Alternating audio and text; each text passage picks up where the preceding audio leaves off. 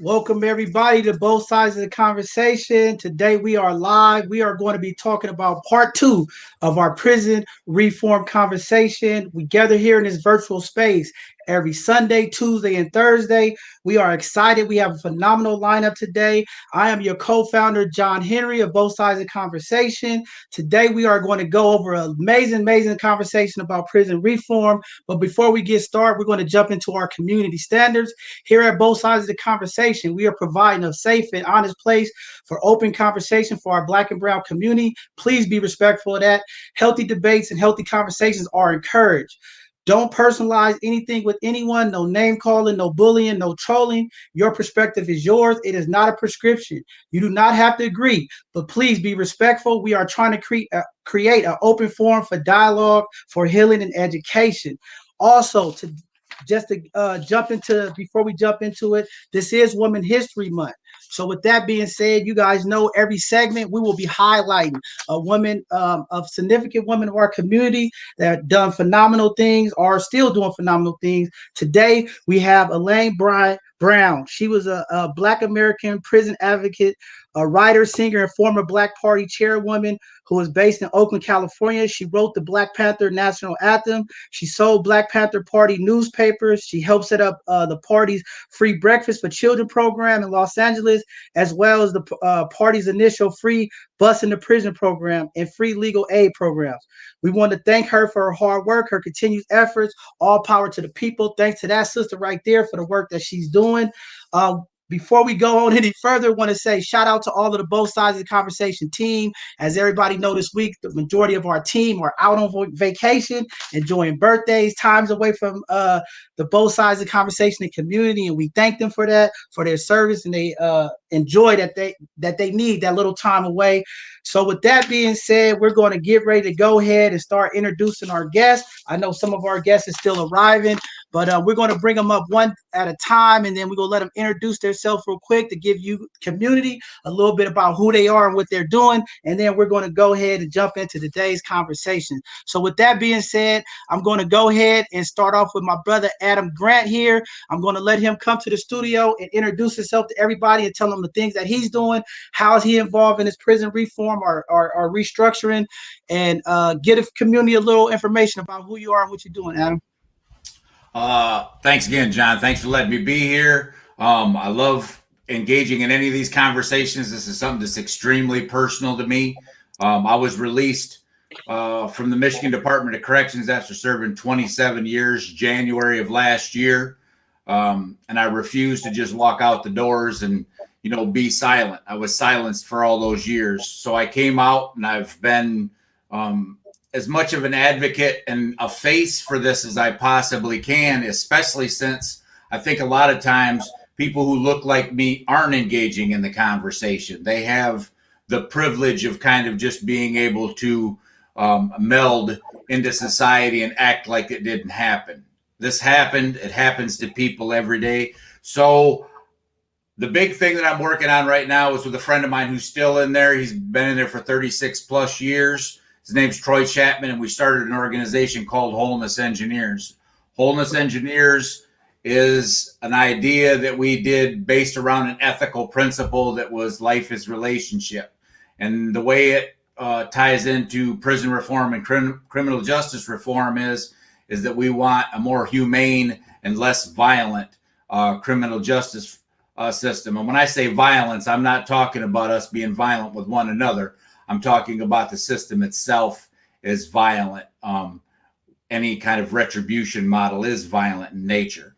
So I do anything I can to possibly support, the movement and what we're talking about. I'm wearing a design conviction shirt right now. I was picking between it and my ear hustle t-shirt to wear for this one, because every chance I get, the Securus Foundation, I'm just here to support, because we need all the support we can get. Phenomenal. Thank you, my brother. We're going to go ahead. We're going to bring up Gilbert Johnson. Gilbert, come on up here and introduce yourself. We're going to bring you up to the screen as well, my brother. You can introduce yourself to the people. Turn your mic on. Your mic's not on. Caught me slipping. We good? Can you hear me? Good. We can hear you. You good.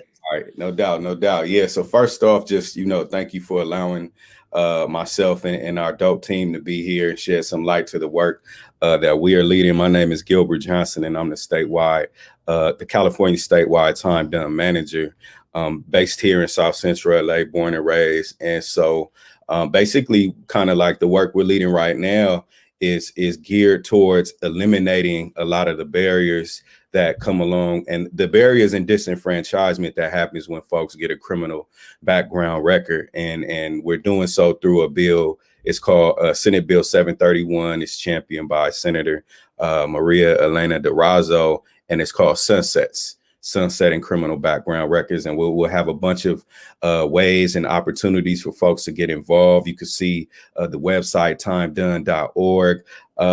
Because just to personalize it, I remember when I couldn't get a job, the 99-cent store wouldn't hire me. Target wouldn't hire me. Like low scale, non-livable wage paying jobs wouldn't even hire me because of my felonies, and so many people, the numbers are crazy. It's several million people here in the state of California that are dealing with convictions that can be 10, 20, 30 years old. And they're not able to be on their PTA board at their children's school. They're not able to get a gun like myself. The frenzy COVID-19 last year. I'm like, well, I ain't did nothing in 15 years. Let me go apply and see if I can get a legal firearm. Because, I'm from South Central. I've been having firearms my whole life and got denied, right? My brother T. Stewart, who you'll hear from, has a master's degree out of a huge, dope college education, college institution, and can't be a teacher, right? And so if you've done your time, if you've shown that you're living a crime-free life, which countless data shows, once you hit a certain age, if you've done a certain amount of time in prison, like you just don't want to engage in that activity anymore. And so why hold these barriers against so many of our people? And when we pass it here, in about the next 6 or 7 months, we're going to take it national. And so I know Terrence could talk more about the national work, but yeah, we could definitely talk more about sunsets. I won't dive into like the Prop 47s and 57s and all the other amazing work that Californians for Safety and Justice has led and been connected with. That'll probably come up organically in the conversation. But yeah, that's pretty much me. Thank you for this space again. All right. All right. Thanks, my brother. Next, we go bring up our guy, the one you just were talking about, T. Stewart. What's going on, good brother? Go ahead and introduce the people, who you are and what you're doing, and I'll get your information up on the screen. Yes. Thank you for having me once again. Shout out to Gilbert. Shout out to both sides of the conversation, man. You know what I mean? Shout out to you too, Adam. You know what I mean? Everybody out here trying to make a difference. So my name is T. Stewart, and I'm the National Alliances for Safety and Justice Time Done Membership and Engagement Manager. So like what I do is about engagement, the memberships of time done members, in which people are living with past convictions. And what we do is we work with them to build counter narratives to to the stigma that people have of people with past convictions, and doing that under leadership development. We raise up leaders to help change policies that affect us. So like Gilbert said before, we're working on sunsets in California. And like if we're successful with sunsets in California, 3.5 million people will have their records cleared in within the first year, So like that's phenomenal work. And then like, taking that structure now that I'm national, is taking it to different states and creating that same mechanism like sunsets and many other different record clearing matrices that we have to help people with their lives. Because like Gilbert said, like what I want to highlight more is that we already face like nationally over 48,000 barriers once you have a record on your a criminal record. So like that's 48,000 barriers, and there's 70 million people with it. So like really what we're trying to do is reduce the amount of people who have records and reduce the amount of barriers that people face. Because like, to Gilbert's point, coming personally, is that I understand that when somebody's denied housing, it's not just that person. If they have a family, their family's denied housing. The same thing with jobs, legal licenses, FOAs, like we say, our executive director is a formerly incarcerated person, and he cannot even be on his homeowner association. So it's like, even when you reach high levels of success, even me, like I got a master's degree, I got awards named after me, I'm a humanitarian of the year, but I still cannot adopt my nephew, you know? So it's like a lot of barriers that even when people are getting their lives together that we cannot achieve. So what it's about is providing people opportunities to reach their full potential, and communities to rid themselves of all these barriers that plague communities, especially when it's a certain population that has more arrest records than others, and that what that does to not just that person but the whole community at whole. So and if we're successful in clearing these records and eliminating these barriers, we believe that this will add to safety. You know what I mean? The safety in our community. So like, you know, our long-term goal is always safety, you know, and that's why we the Alliance for Safety and Justice and Californians for Safety and Justice. All right, thank you. Now we're going to bring up our sister, man. This sister right here is so powerful. She's a trailblazer, making things happen down to the streets. When I say gritting and grinding, just powerful sister. You know, I got their shirt on too, representing, because, you know, I told her, I said, when you come on, I'm going to throw off your shirt, man, and just represent, because I love them. I rock with her. She is so real, so authentic, passionate about her people, passionate about the work that she does. I am just blessed and honored to have her here. So with that being said, I want to go ahead and turn over to you, Taneesh. Go ahead and introduce yourself to the people. Let them know some of the work that you're doing with this prison reform and some of the other stuff that you're doing. Powerful stuff. So go ahead. Thank you. I had to change my name at the bottom of the screen. Thank you. What's up, John Henry? Thank you so much for inviting us to be a part of this discussion today and having me on this platform with two of my ride or dies, man. I mean, I don't know what other way to say it. These two brothers, Gilbert and Terrence, are leading a historic movement here in California, and I'm honored to be the executive director of the organization that's carrying a lot of this work here in California. And Adam, thank you for being here too. So as John Henry said, my name is Taneesh Hollings. I am the executive director of Californians for Safety and Justice. Our organization is it's the largest criminal justice reform organization in the state of California. We started this work back in 2013. And for those of you who know a little bit about that time, the state of California had a huge issue with mass incarceration, was leading mass incarceration in the country. And a lot of that had to do with the tough on crime policies that had been passed, you know, coming out of the crack era. Also, you know, over 40 years of advocacy, and a lot of the advocacy coming from the victims arena. And, you know, while we understand that all survivors and victims have a right to justice and accountability, the ways that the criminal justice system was affecting our community, specifically Black and Brown communities, you know, wasn't creating safety and definitely wasn't creating opportunities for healing or justice. So our organization passed some historic bills, Prop 47 being one of them, and 57. The idea behind that was to realign the criminal justice system, reduce the number of folks that were incarcerated, and reinvest those dollars. This was long before, you know, the defund the police movement. You know, we have been working to divest from a system that we know has not addressed the root of the problem. It's not keeping our communities safe. It's creating long-term barriers for people, this tough on crime approach. And then the other thing that Californians for Safety and Justice did was start talking to crime victims and survivors about what they wanted to see. How did they define justice?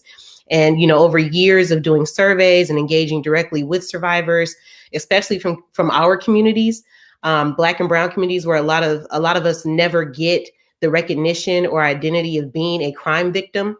And this includes myself. Terrence has his own story. I think most people who have been in the criminal justice system have had some type of past trauma or victimization happen to them in their lives. But CSJ also has been very intentional about connecting with crime survivors. And so we have a program under CSJ called Crime Survivors for Safety and Justice. And what we learned from talking to survivors is that many of them are not in favor of longer sentencing. They'd rather see those dollars move from a system that hasn't worked for anybody into things that actually prevent crime and create healing opportunities for people who have been hurt, right? Making sure they have money to relocate if they need to, time off to rebuild their lives, that their housing is protected, that they actually get access to the resources that they need to rebuild their lives, mental health counseling. So we found on both sides, right, the criminal justice system and the crime victim arena, no one is being served by the system that we have right now.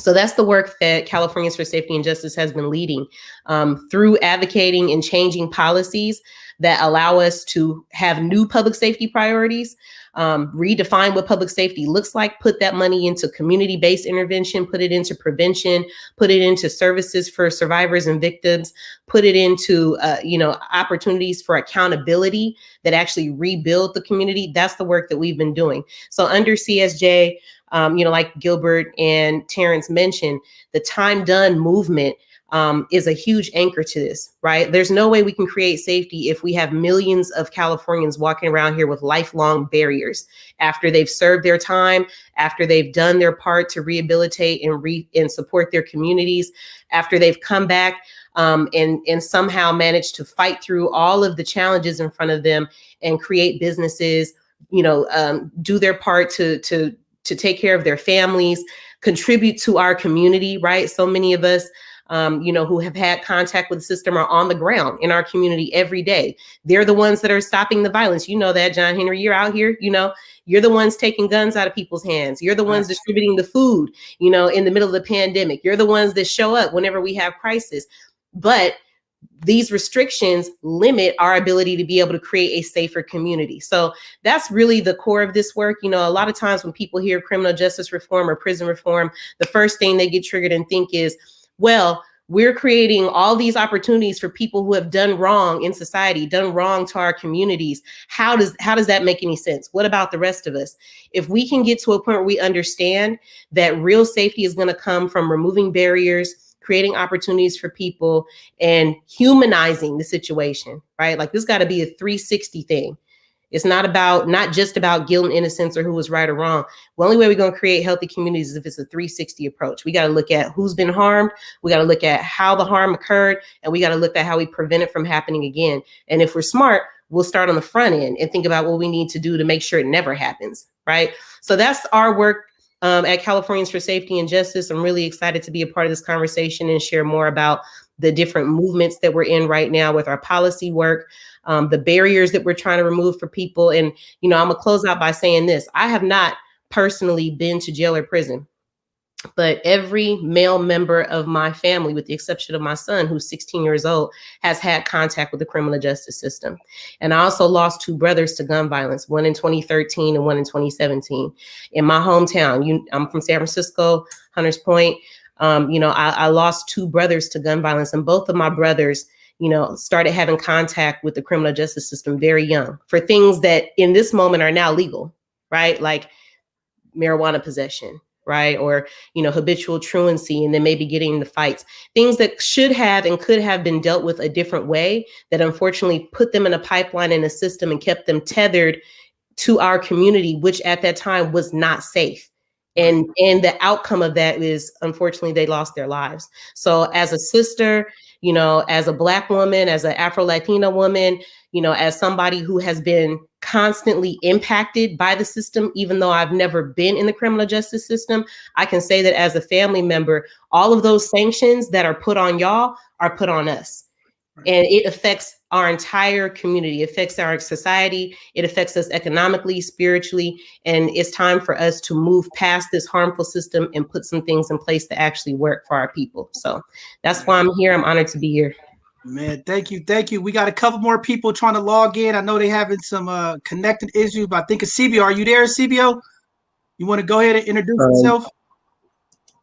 Yeah, part to the people. My name is CBO Holiday. I'm a hip hop artist and a community activist. I'm also Panther Cup. Lots of members of my family were in the Black Panther Party, and I'm here to. I do a political prisoner letter writing program where we send kites to political prisoners inside the prison industrial complex, and we also help to support people who have family members incarcerated in the prison system. I'm here today to give a brief update about political prisoner Mumia Abu Jamal. All Part to the right, all people. right. All power to the people. Hang on there, one brother. We're gonna get this conversation started shortly. I see my brother Charles Ryan. Is you there, Charles? Let's see if Charles is up. Charles, you there? Yeah, I'm here. You know, I'm on the road. Okay, go ahead and introduce yourself to everybody and let them know a little bit about you, Charles. My name is Charles Ryan, born and raised in San Francisco, certified mentor. I work at pretrial diversion as a case manager and a facilitator. Um, man, a whole bunch of years as far as in being invested into the system based on stuff that I learned when I was growing up. So, um, extensive history with the system.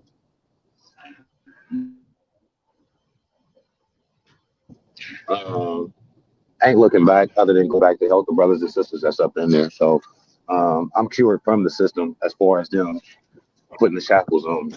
Done with that part. But that's it, All my right. brother. Thank you, my brother. So we gonna go ahead in here. It's a lot of people. We still got Leandra. She's trying to get in. She does a lot of reentry work in Sacramento, California. She's trying to get in, and we got one other person. They're trying to get in, but we're gonna go ahead and just open this up and start the conversation.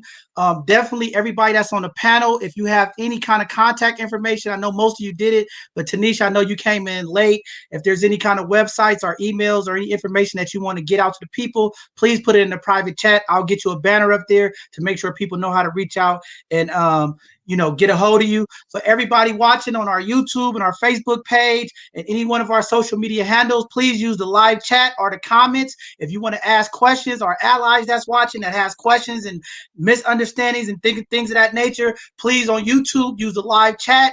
We'll get your questions up here and hopefully our panelists can answer some of those questions for you, as well as on our Facebook page. If you're on the Both Sides Conversation Facebook page, please use the comments. We'll start putting the comments up here as we enter this conversation. We're just going to open this up as a conversation to everybody. There was 3 or 4 questions that came into our Both Sides of Conversation team. I'm just going to throw them out there, everybody, and we can answer them how we want. But one of them was people from community was asking, how do we defund private prisons?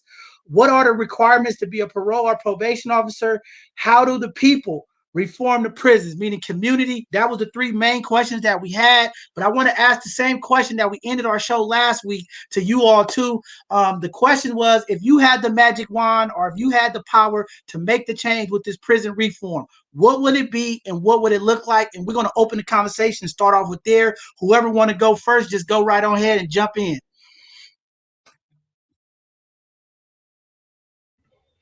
Okay, so I mean, I'm just jumping out here, but we've been talking about this recently. And if I could have a magic wand, it would probably be more set up for like once you're incarcerated, they're already having an exit plan from the day you come in, a plan where they're having like we're housing, if you need it, in jobs and everything else to put you in a pipeline towards success. And instead of like putting somebody out with $200 gate money and you find out your own way through your route of reentry, I think it should be like just like how they have supervision and everything. Supervision should be like also putting you in a pipeline towards success, and so that like you're working or you're getting your level of education or whatever it is that you actually need in life to matriculate or get back into reentering into society, so that like the world will be that much safer. I mean, and that's what I just believe, that like if people had a pipeline towards success and like you get out and it's a route towards you getting not just a job but a career with benefits and everything else, and put you in a pipeline towards that, then I think it would be like less recidivism and a whole lot of other things. But I think the simple fact that like you get out and there's no route or no kind of other way for you to make it, it makes it very hard for people. So I just think like if they keep prisons, I know like overarching goal is for it not to be prisons like that, but if you keep like some type of plan like that's already like being thought about from the moment that you get incarcerated to like all the way to your exit to get out and get out to be a productive member of society, I think like that'd be like a good reform that would help out many of people, especially and then especially in relationship to like with that and in conjunction with if we pass sunsets, that like, you know, the record will automatically clear off once you finish with supervision and being crime free for so long. And I think like if I could have a magic wand, that's how it would go. Very powerful stuff. I mean, this is the reason why we're having this conversation. There's a lot of allies. There's a lot of people trying to help, steer this reform and trying to figure out. I know different states is different, looking different, but I think this is why this is important. I see Adam have his hand up. You want to go ahead, Adam, and say something? Well, I think Terrence hit the nail on the head because you have to start early. This idea that right now the system is set up and it's risk-based. And so they're deciding what kind of a risk we pose, you know, and it's kind of like faulty first premise and philosophy. If you're already assuming that we are a risk because of whatever we've done in the past, you're not going to give the same kind of resources to the problem that you possibly could. So if it's risk-based or it's fear-based, you're missing the point of what Terrence is talking about, where you go with a more strength-based model, where you start assessing people for who they actually are. What are their strengths? How are we going to make them successful instead of how are we going to make them less dangerous? Because like I said, I did 27 years. And a lot of times when I put that out there and I don't say what I did, people fill in the blanks with a lot of things. And they don't usually fill in the blanks with the fact that I was in there for a bank robbery. So the fact is a lot of times those of us who come out and become successful and become productive members of society and are out there, you know, like I think it was Taneesh who said the idea of, you know, we're the ones out there on the front lines making sure that people are fed and things like that. When we come out and do that, we've done so in an environment that did not do anything to foster that. Somehow we found that within ourselves. And if I had the magic wand, I would start discovering that in people earlier and start feeding the part of them that I wanted to grow. Yeah, That's powerful, powerful. Gilbert, did you want to jump in there? Go ahead, Gil. Yeah, I had a quick thought, and it ties back to some, and I appreciate Terrence and Adam's point, because when I think about how the system has played out in my community, specifically in many communities alike that are Black, brown, lower income, a lot of the times the system identifies us as risks, but we identify risks as unmet needs. And so if I had a magic wand, I would go back, you know, back to when we started defunding education in 1978, back when we started defunding the mental health facilities in the 70s under the Lanterman-Portis Act, right? Back to when all these racist laws were created to criminalize specific bodies of people. And you got 100-to-1 sentencing laws, right, where that contributed to Black people becoming a huge majority in the mass incarceration system, right? So I would go back in history, and I embrace this concept of looking back to move forward. Like, if we could go back, what would we have done differently than what the system has done now? And so I think about prevention. That's one thing that Taneesh mentioned, is that there's not been a real effort to fund Black mobility, Black economic success and workforce development, livable wage jobs. Like Terrence said, when you think about it, laws in this country, this racist country, were actually created to you know, create a permanent underclass and ostracize Black folks, or let's just be real, non-white folks, from, you know, succeeding in life. And so laws and policies are what created a lot of the conditions that we're going through. Many folks may not know, when gangs started here in LA, gangs were created to fight off the racist white folks that would come and criminalize and terrorize our communities. And many of those folks were the police. My granny would, you know, used to tell me stories, and my uncle, who was a Black Panther, used to tell me these stories, and I couldn't believe it. But, you know, when I started learning and doing research and talking with other folks, like, wow, I learned my history. And so we have to know our real history as people of color, as movement leaders, as folks that have been given a deep charge by our ancestors who have always fought back and always stood up for freedom. We have to know that. And the more we know that, and we begin to have these conversations with our young brothers and sisters whose father was taken out, never knew my father. I never talked to him, never seen a picture.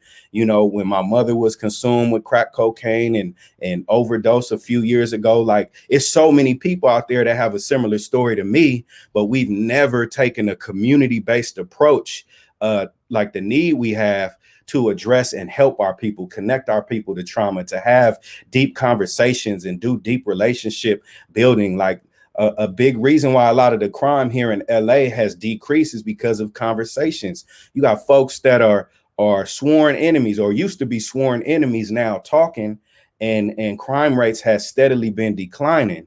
And when you think of the approach of public safety or law and order and law enforcement, it's always been responding to a criminal activity or to a situation, whereas we could be investing millions and billions of dollars into prevention, into youth development, into youth gang prevention, into trauma-informed services that will actually help address the root causes of a lot of what goes on in our community.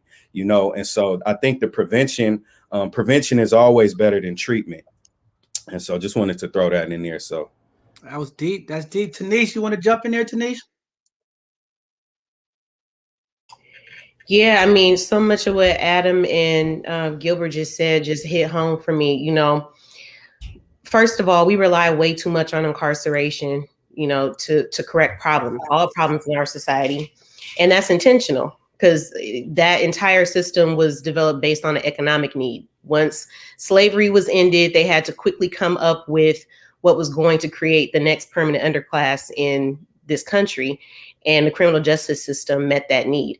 When you look at the history, most of what was being criminalized when this system started was around quality of life issues, people vagrancy, right? Sleeping on the streets, or, people who were taking food, public nuisance. That was the foundation of this system, right? Because that was the only way they're going to be able to quickly capture people and put them back into an economic base. So let's not forget that this is very much an economic issue that we're fighting. And it's a racial justice issue too, because the whole foundation of the economic system was to bring Black bodies back in and profit off of them.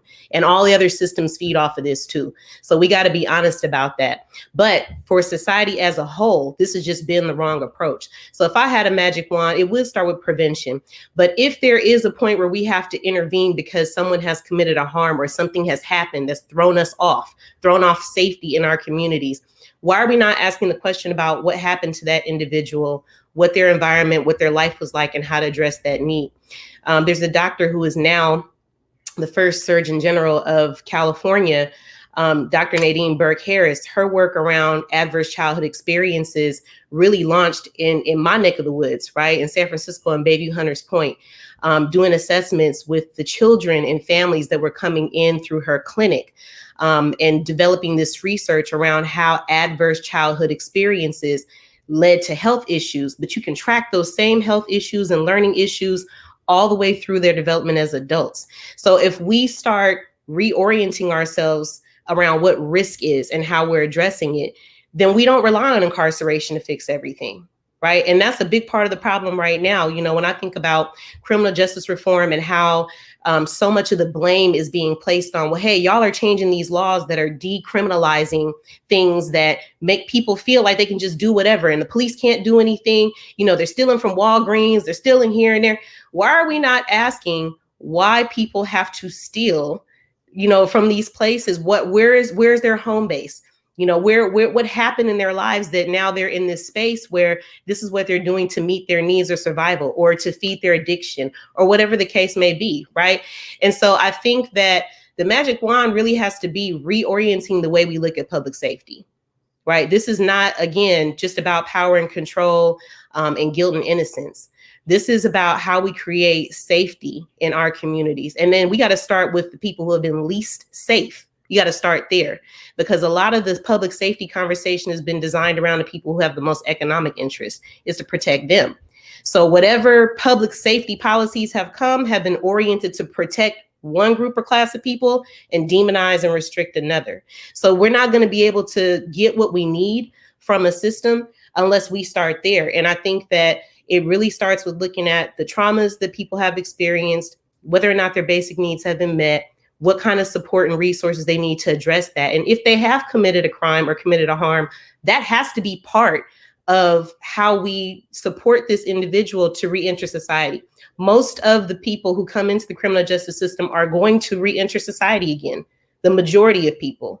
So we have to start thinking that way. If they're going to come in contact with a system, how do we address what happened by looking at the root cause of it, and then provide the right support and resources to make sure when that person does reenter that they are part of the community safety and well-being framework that we all need, not coming back into society with more barriers that's going to make it unsafe for all of us. Wow, that was deep. I think you hit it right the head on the coffin, as they say, the nail on the hammer. But I know the guys talked about it last week, and that was one of the things that they really honed in on was the profit of prisons. He was saying that the only way you could change it is because too many people are invested in prisons, and what it does is it just really affects the laws and the change. And when you have that much money invested in it, it's hard to have transparent legislation that actually affect the community. But we're going to jump more into this education thing. I'm going to go ahead and let CBO go ahead. CBO, did you want to say something? I guess it's CBO, are you there? Yeah, part two people. If I had a magic wand, I would abolish the whole prison system and replace it with something that focuses on rehabilitation. I would start at the beginning and at the end, because when people go to jail or prison, most of the time it's because they are victims of oppression and to conditions that exist in the community, and they wind up going to prison. But according to the 14th Amendment, they are supposed to get trial by jury of peers, and a peer is a person that's from a similar economic and social status, like everybody's talking about a similar economic status. But a lot of times, the majority of the time, when people of color go to see the judge and get sentenced, they are getting sentenced by people who are not part of the community, and they hit them with the maximum sentence, and they wind up getting caught inside the system. And I would change it to when they get out, once you serve your time, with good behavior and everything, that your record gets expunged so that you can get a job. Because when you come out of prison, if you have stuff on your records, then it limits the opportunities that you have, and that's a reason why people wind up going back into prison, because they forced to commit more crimes in the community because of lack of opportunity. So I would change it so when they get out that they have a plan in place for them to succeed, instead of just throwing them back into the world on their own to survive, because nobody can survive like that, and people wind up going back into jail, and that's injustice. So that's what I would change. I would change the sentencing process, and when people get out of prison, we'll give them opportunities for. Okay, I think you break it up a little bit on this. I think that's a good point of CBO. I kind of threw it out there too. You know, it's so many people, and I know Charles was just on here. He's driving, so I'm sure he's losing service. But how do we get the people who re-entered, who completed their parole, who completed their probation, get them on those juries? Or maybe we have a 2 jury part system where, hey, we have a community-based jury that deals with the decision, as well as the people that are on there. Something that way where we got 2 balances of what that verdict looks like or what that sentencing look like. Because again, we don't have enough people in our community that are going to jury duty, that are part of jury duty, and it affects us as well. And I think a lot of times the frustration of the process and being able to be on there also pushes people away from being a part of it. So how do we make that process of jury transparent? And then the working of people coming home from reentry. I had a couple sisters also comment and say, hey, y'all not talking about the sisters. I told them, hey, this is both sides. If we talk about the women, this applies to the men too. If we talk about the men, it applies with the men too, because the same similar issues are happening. A little different for women, a little different for men, but the same issues are happening. Charles, I see you back. Let me see if Charles wanted to go ahead and throw something in there. Go ahead, Charles. Yeah, I totally feel where the youngsters coming from. But even more so, I had an opportunity to get involved in restorative justice techniques. Um, from what I fully understand now is that it's very important to have the community involved in whatever's going on with an individual that get arrested. Like, if they're going to be sent back to the community, at least the community should have a say on how the census goes. I mean, I don't know who would be used as far as a community representative. It definitely can't be nobody sitting in a higher chair that got not much invested into the individual. But at the same time, I find it I find it like this. When you think about the individuals that's breaking into cars, when I was growing up, you break into somebody's car, you definitely get disciplined within the neighborhood. And nobody calling the police. But now you getting breaking in cars. It's definitely understandable because it costs a lot of money to get your car window fixed. But at the same time, deal with a lot of individuals that do these car burglaries, and when the police push up on them as hard as they do, it turned out to be attempted murder. I got a couple of guys that's in my group right now that got attempted murders from starting off with a simple car burglary. You know, ended up running over the police officer in there crying. He trying to run away from the scene. So some of these things can be dealt with within the community court more or less than a criminal court. It's just that they send too many of the answers away behind some of the stuff that can be dealt with on a community level instead of a justice system level. That's real. That's real. I mean, we definitely got to look into that. It's definitely impacting our community in a lot of ways, and definitely these minor petty crimes turn into larger crimes. But it's frustrating. A couple weeks ago, we had 4 or 5 people car broken into, right? And again, it all turns back into that, economic issue that Taneesh was talking about, right? We have to understand, and a lot of our allies, they don't understand, and they say, well, why are these people doing this? Well, when we can't get jobs, when we can't get fair unemployment, when we have these type of laws that are preventing people who've been incarcerated to get an opportunity to go to work, it's survival. It's not right. We're not saying that we agree with the behavior, but the thing is, it comes down to survival, especially in this pandemic. Black and brown people across the board was hit traumatically when it came to unemployment, resources. I mean, it's just what it is. I mean, we just talked about this on our financial literacy conversation on Thursday. The wealth disparity in America for our counter whites is unbelievable. 8 to 9 times financial wealth.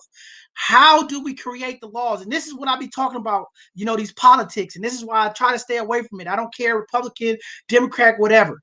The problem is, our elected officials have lost tone when it comes to community.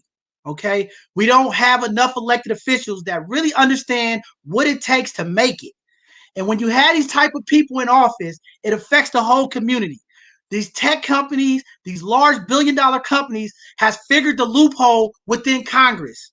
Our tech companies have figured out how to leverage the economic platforms and create this massive wealth. But we don't have lawmakers that understand the technology, the data, and how to legislate it to control it to make sure that those resources are coming back to the community. So what you're seeing in all of our urban communities are gentrification, this classism, this whole capitalism is creating a genocide and creating these prisons. So that's something we got to hone into. But I'm gonna pass it up. I'm gonna go to Taneesh. You want to go ahead and jump in there with something? But we got to hone in on that because that is really the problem. It starts with economics and it starts with the opportunity to be able that equity and that inclusion. And I keep telling our black and brown people we got to get away from this equality thing. There's no equality for us black and brown people. Our fight needs to be focusing on equity and inclusion. Forget the diversity. Equity and inclusion is where we need a seat at the table, and we need to make sure that the laws and everything give us an opportunity. With that being said, I'm gonna go ahead and pass it over to you, Taneesh. I'm sorry for taking up so much time. No, don't apologize. I was just putting in the chat. I got my car got broken into last week, and you were with me. Right. But and don't think I didn't think about the fact that I work on changing laws and policies because I don't want to over criminalize people for things like that, right? But we also are victims of a lot of this stuff too, and it's important for us to recognize. You made a good point though, right? Like people are seriously dismissing the impact of the pandemic on our communities, and these issues were already issues before this happened. We were already vulnerable. We were already economically disadvantaged, especially Black and brown folks, non-white folks. We were already struggling, especially out here in the Bay Area where the cost of living was astronomical. And to your point, with industries like the tech industry coming here, and let's not forget negotiations that were made that gave a lot of these industries an unfair advantage over the people who have been here, living here, trying to raise their families here, me included, right? Like this is a reality that we were all dealing with. And then we get hit with this global pandemic that no one could have saw coming and nobody even really knew how to respond to in the moment. But you know what the pandemic did was it really shed a light on how messed up all of our systems are, right? Like it showed the flaws in every system, from our public health system to our education system, to the criminal justice system, to your housing. Every basic need that you have as a human being in every system we rely on, all the cracks were exposed. And so we can't forget that. We can't forget that now that the world is starting to open back up and we're about to find distractions. People are going to go and try to live their best lives as they should. People are trying to rebuild their businesses. People are going to have a lot of delayed grief. We lost a lot of people, through this pandemic, either from the pandemic directly or indirect things. There's a lot of delayed grieving and just a lot of stuff that's going to be queued up, that's going to be happening at once. So it's really interesting because, every time this conversation comes up about criminal justice reform, and especially right now, got to pay attention to the fact that law enforcement is really using this opportunity, this crisis, to paint a narrative.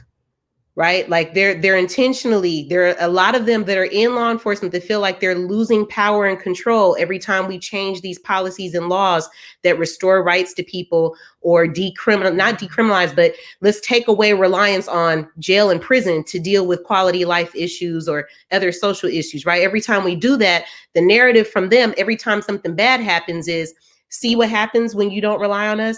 See what happens when you take our funding away. See what happens when you don't give us the authority to draw down on somebody or pull up and stop and frisk them. See what happens when you take away our power to be able to take this person and hold them indefinitely.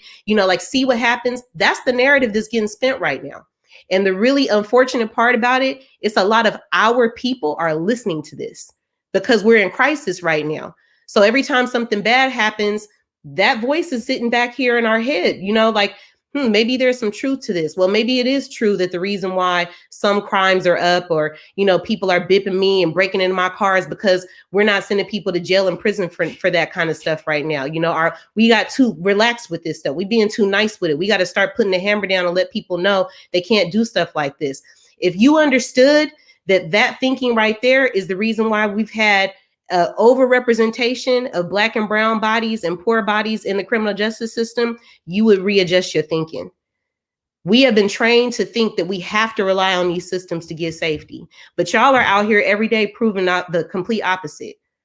We do it on our own all the time. So I want to throw that out there because the pandemic piece is important, but it's also important. And that's why I love you and appreciate you, John Henry, and this platform so much, that we have the opportunity to really educate our people, because it's easy to get swept up in the narrative right now.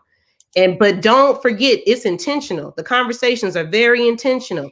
When law enforcement start throwing up their hand and saying, hey, we told y'all this would happen.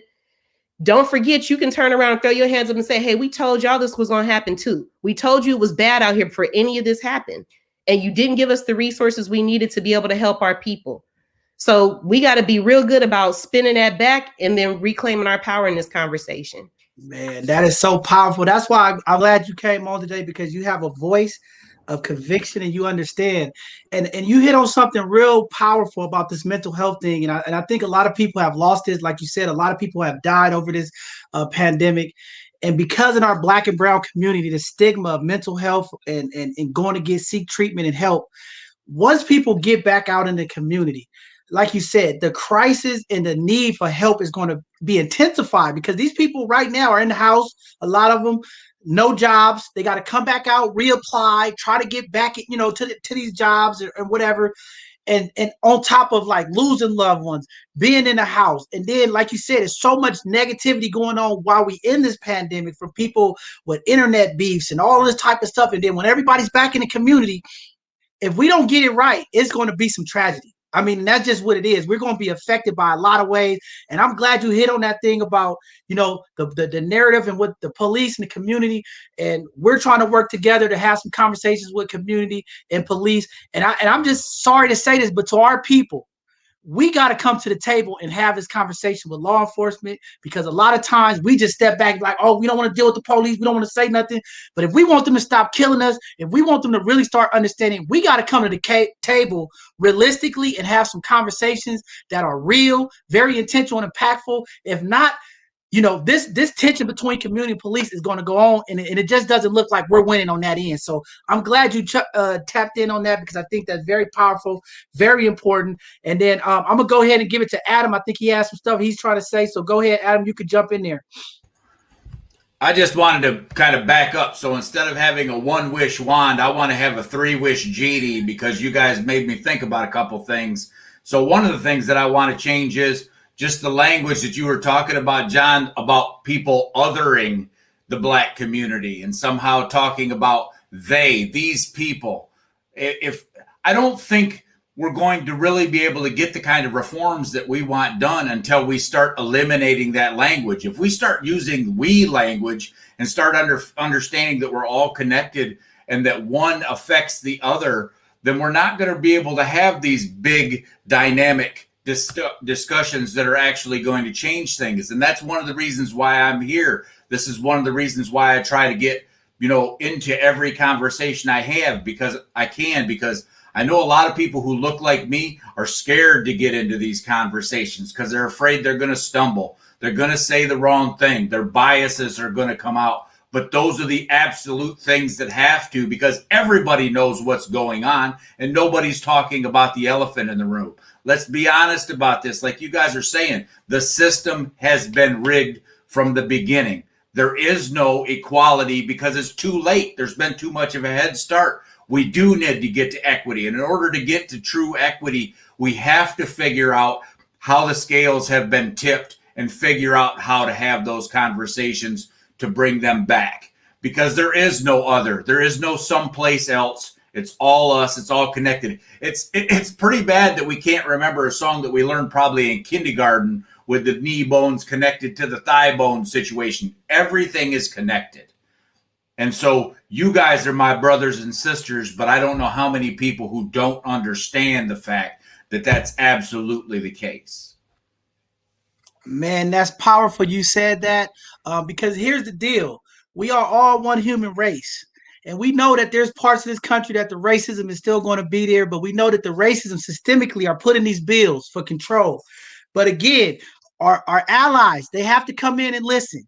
That's why we created this space. We're going to be authentic, right? Sometimes our language is going to be colorful. Sometimes it might be a few cuss words. This is not the church house. But again, I'm tired of people saying, hey, we're an ally of you guys. But then when they come into our conversation, oh, well, they was kind of cussing and they was kind of rude. Listen, if you want to be a part of us and you want to know what it's like, you have to swallow that pill, understand the language, understand the convo, and get involved, because it's too late. And like Taneesh said, the best thing that this pandemic did, from George Floyd to Breonna Taylor, these people who never participate in what's going on socially, they couldn't do anything. They was in the house. It was all over the news, all over the internet.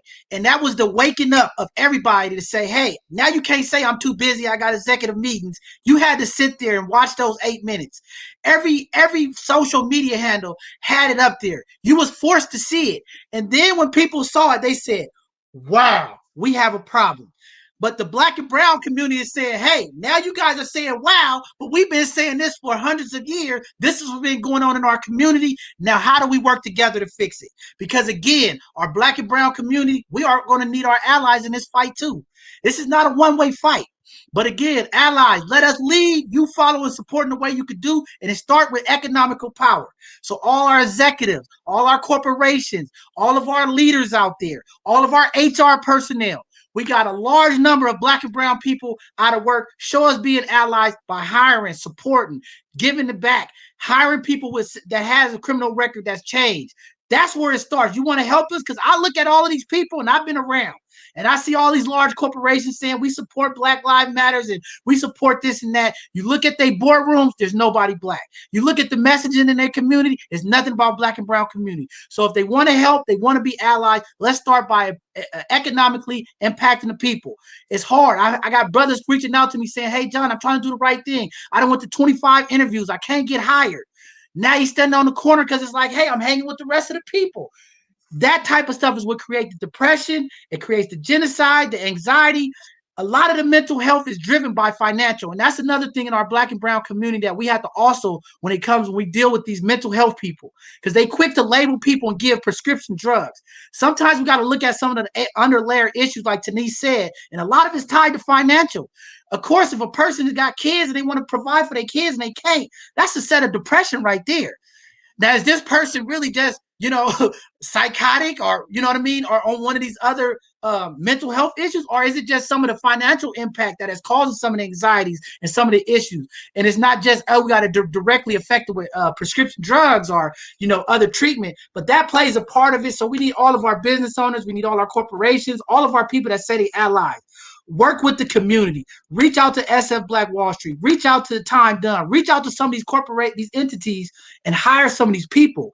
Give these people an opportunity, because I think in America, the second chance thing is kind of going away, and we got to bring it back. We got to give people a fair opportunity, because again, like Taneesh said, some of these criminal behaviors and crimes that took place was out of just trying to survive. And that's just being real. So with that being said, go ahead, Gilbert. I'm going to let you go. I know you was trying to jump in there. And some people weren't given a first chance, so a second chance won't be real good. Right. Real talk. Go ahead, Gilbert. Terrence could definitely talk about that, because I think a few years ago we had the Second Chances Initiative here in California, and the reason it changed into Time Done was for that very factor. A lot of us, living in the margins, never had a first chance. So that second chance narrative, we're redefining that through just long-term redemption, right? And why community organizing is so important in this moment is because the one thing I've learned in this work is that you can't have public safety without the public.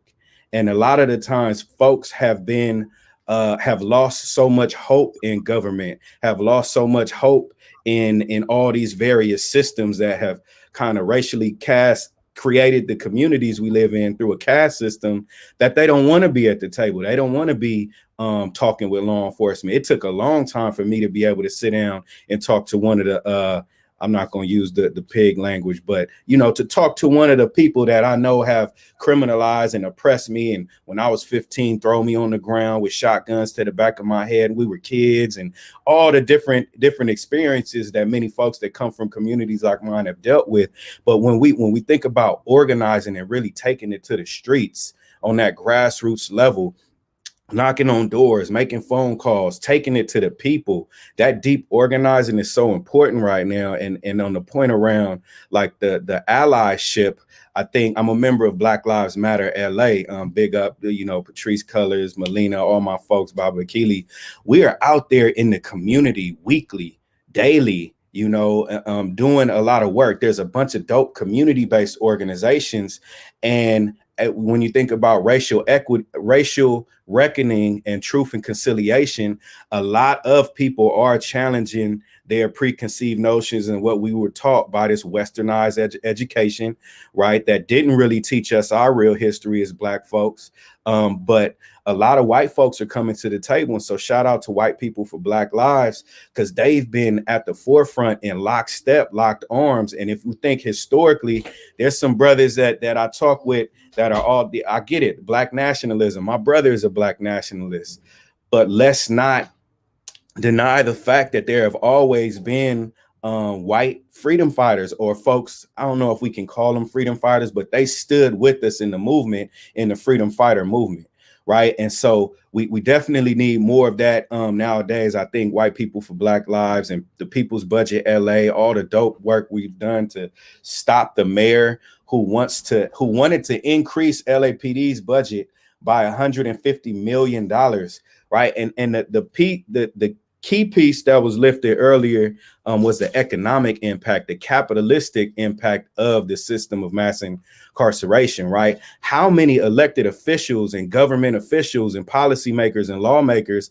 are actually getting buku dollars from these folks that have that vested interest into the criminal injustice system? Why would they go against the folks that's paying them and funding their campaigns and endorsing them, right? And to make sure they can uphold the status quo.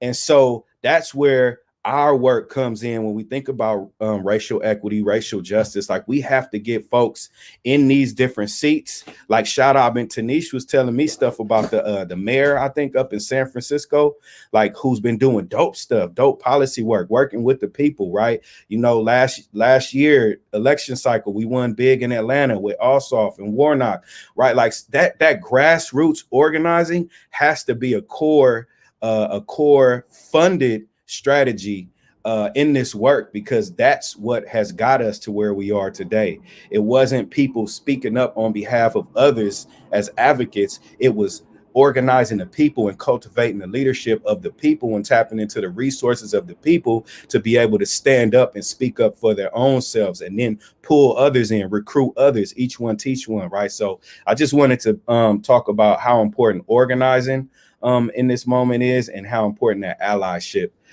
piece is. So that was it. That's very powerful, man. I'm glad you said that. Taneesh, your team is saying put up the SF Black Wall Street website and information, put it in the private chat so I can make you a banner, because they getting mad over here. But Charles, before we go to Terrence, Charles Ryan wanted to ask Adam something. Charles, you there? Charles, you there? I'm trying to unmute you. Tripping. I'm still rolling. I'm close to the house now. There you go. But We can hear you. Adam, We can hear you. Go ahead. You wanted to ask Adam something. Go ahead. Internet tripping. We can hear you. We can hear you. Go Can ahead. you hear me? Ask Adam. Yeah, I can hear you. Ask Adam your question. Go ahead. Internet really tripping, bro. Just talk, Charles. We can hear you. We can hear you. Go ahead. Ask your question. Tap out. I say the question. I ain't gonna forget. Okay. I guess Charles having some connection problems. Go ahead, Terrence. You want to jump in there, and let me get the Black Wall Street stuff up here before they have a fit with me today. Yeah. My team is begging a little bit. Oh, they begging. They like, hey man, y'all.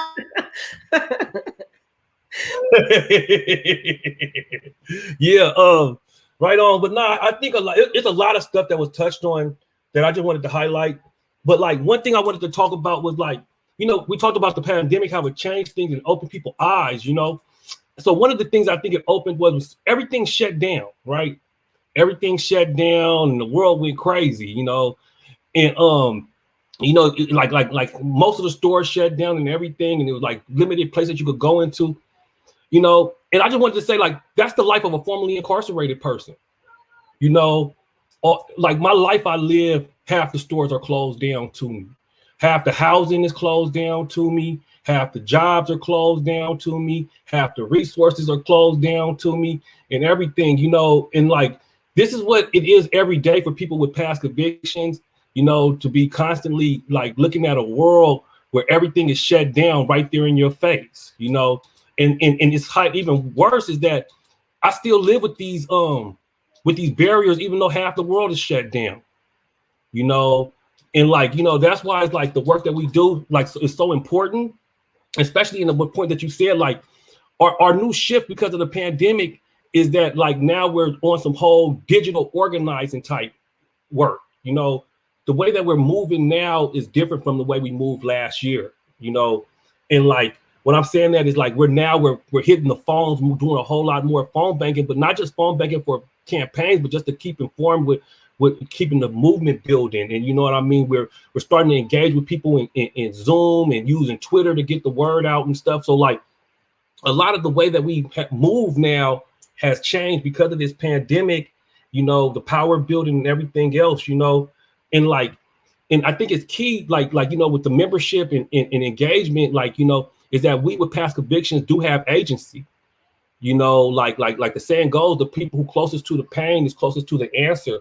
Well, I believe the people in pain is the answer, you know, because you don't make change by working with people who are not going to hurt nobody. You know, you work with people, you heal people who are hurt. And that's where healing really takes place, you know.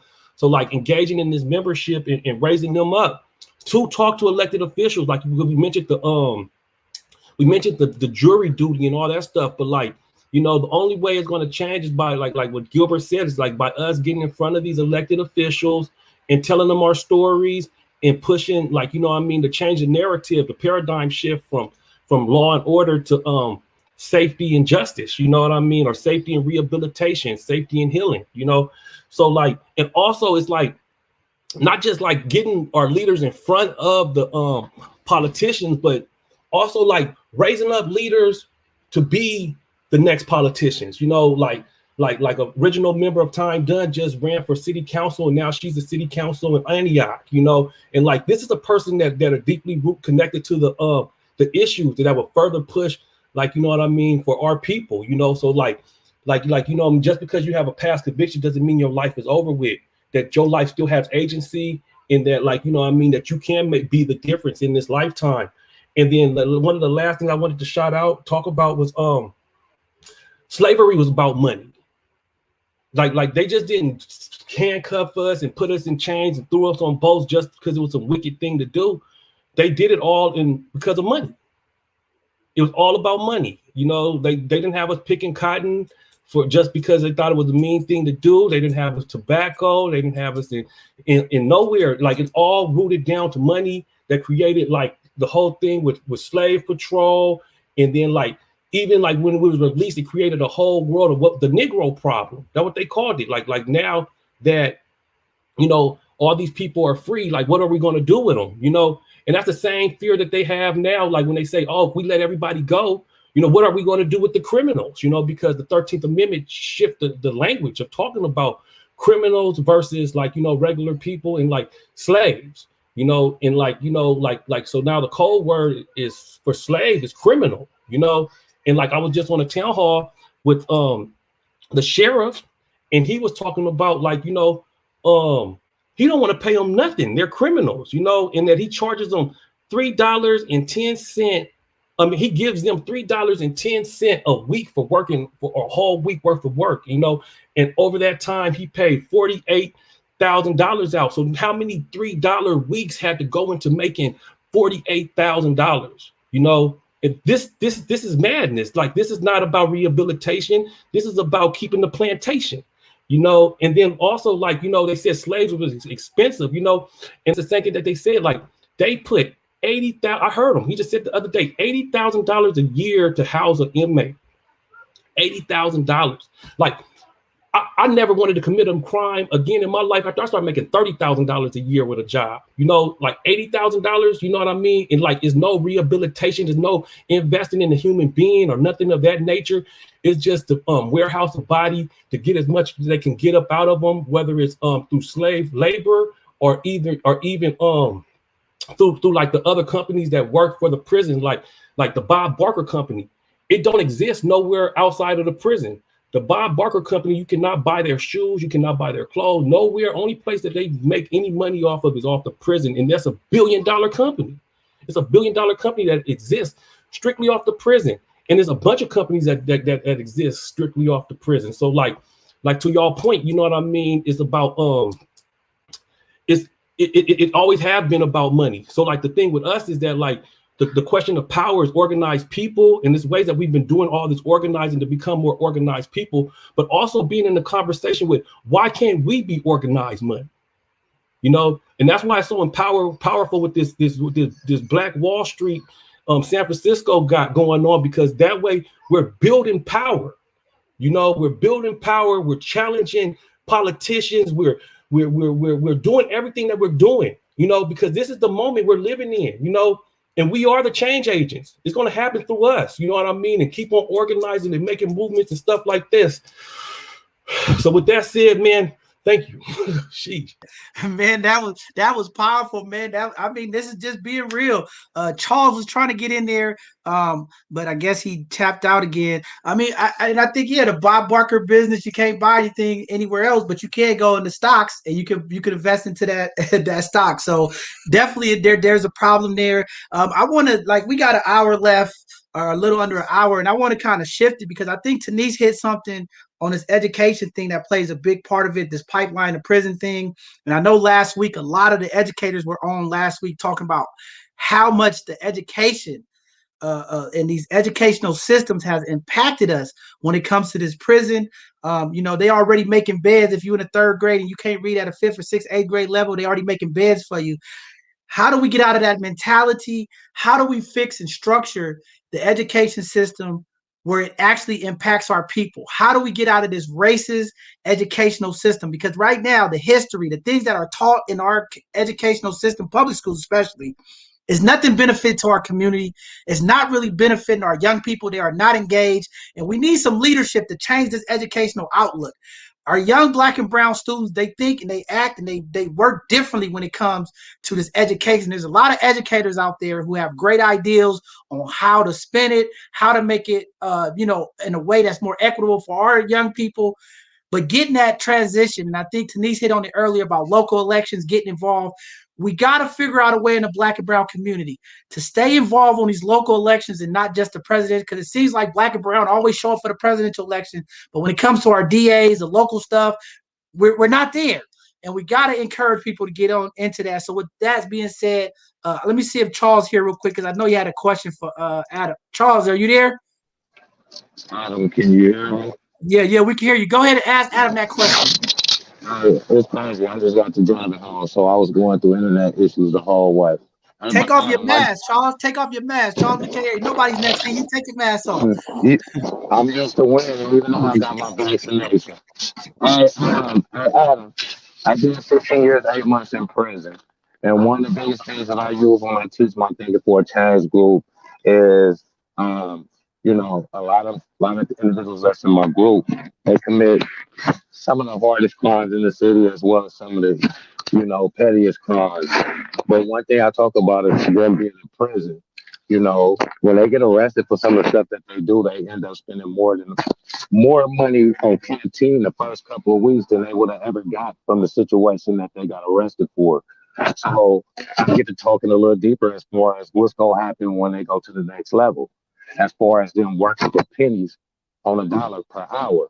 So Adam, from me to you, how much money do you think you would have earned if they would have paid you a living wage at $15 to $24 an hour for all the hours of work you put in?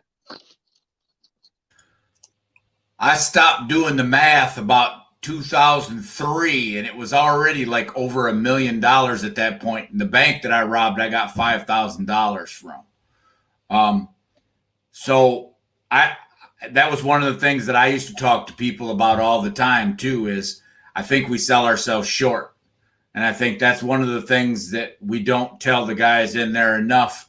And why I was doing the classes that I did is because a lot of these things we're talking about, until people understand what they're really worth, they're not going to invest in themselves either. I mean, I'm inspired by sitting here with all y'all listening to this, because I feel every time I go into something like this, I feel better about the future. And I actually wrote something down, and I said, I'm counting on Black folks to restore the soul of this nation and the moral compass of it. Because I think if your voices don't become more heard, we're in trouble. Serious. I agree with that. but it was a lot of money. I definitely should have got into a different line of work than I got into. So That's even more, John. That's even more the reason why I go so hard out here right now. I'm not giving them another opportunity to play me out like that.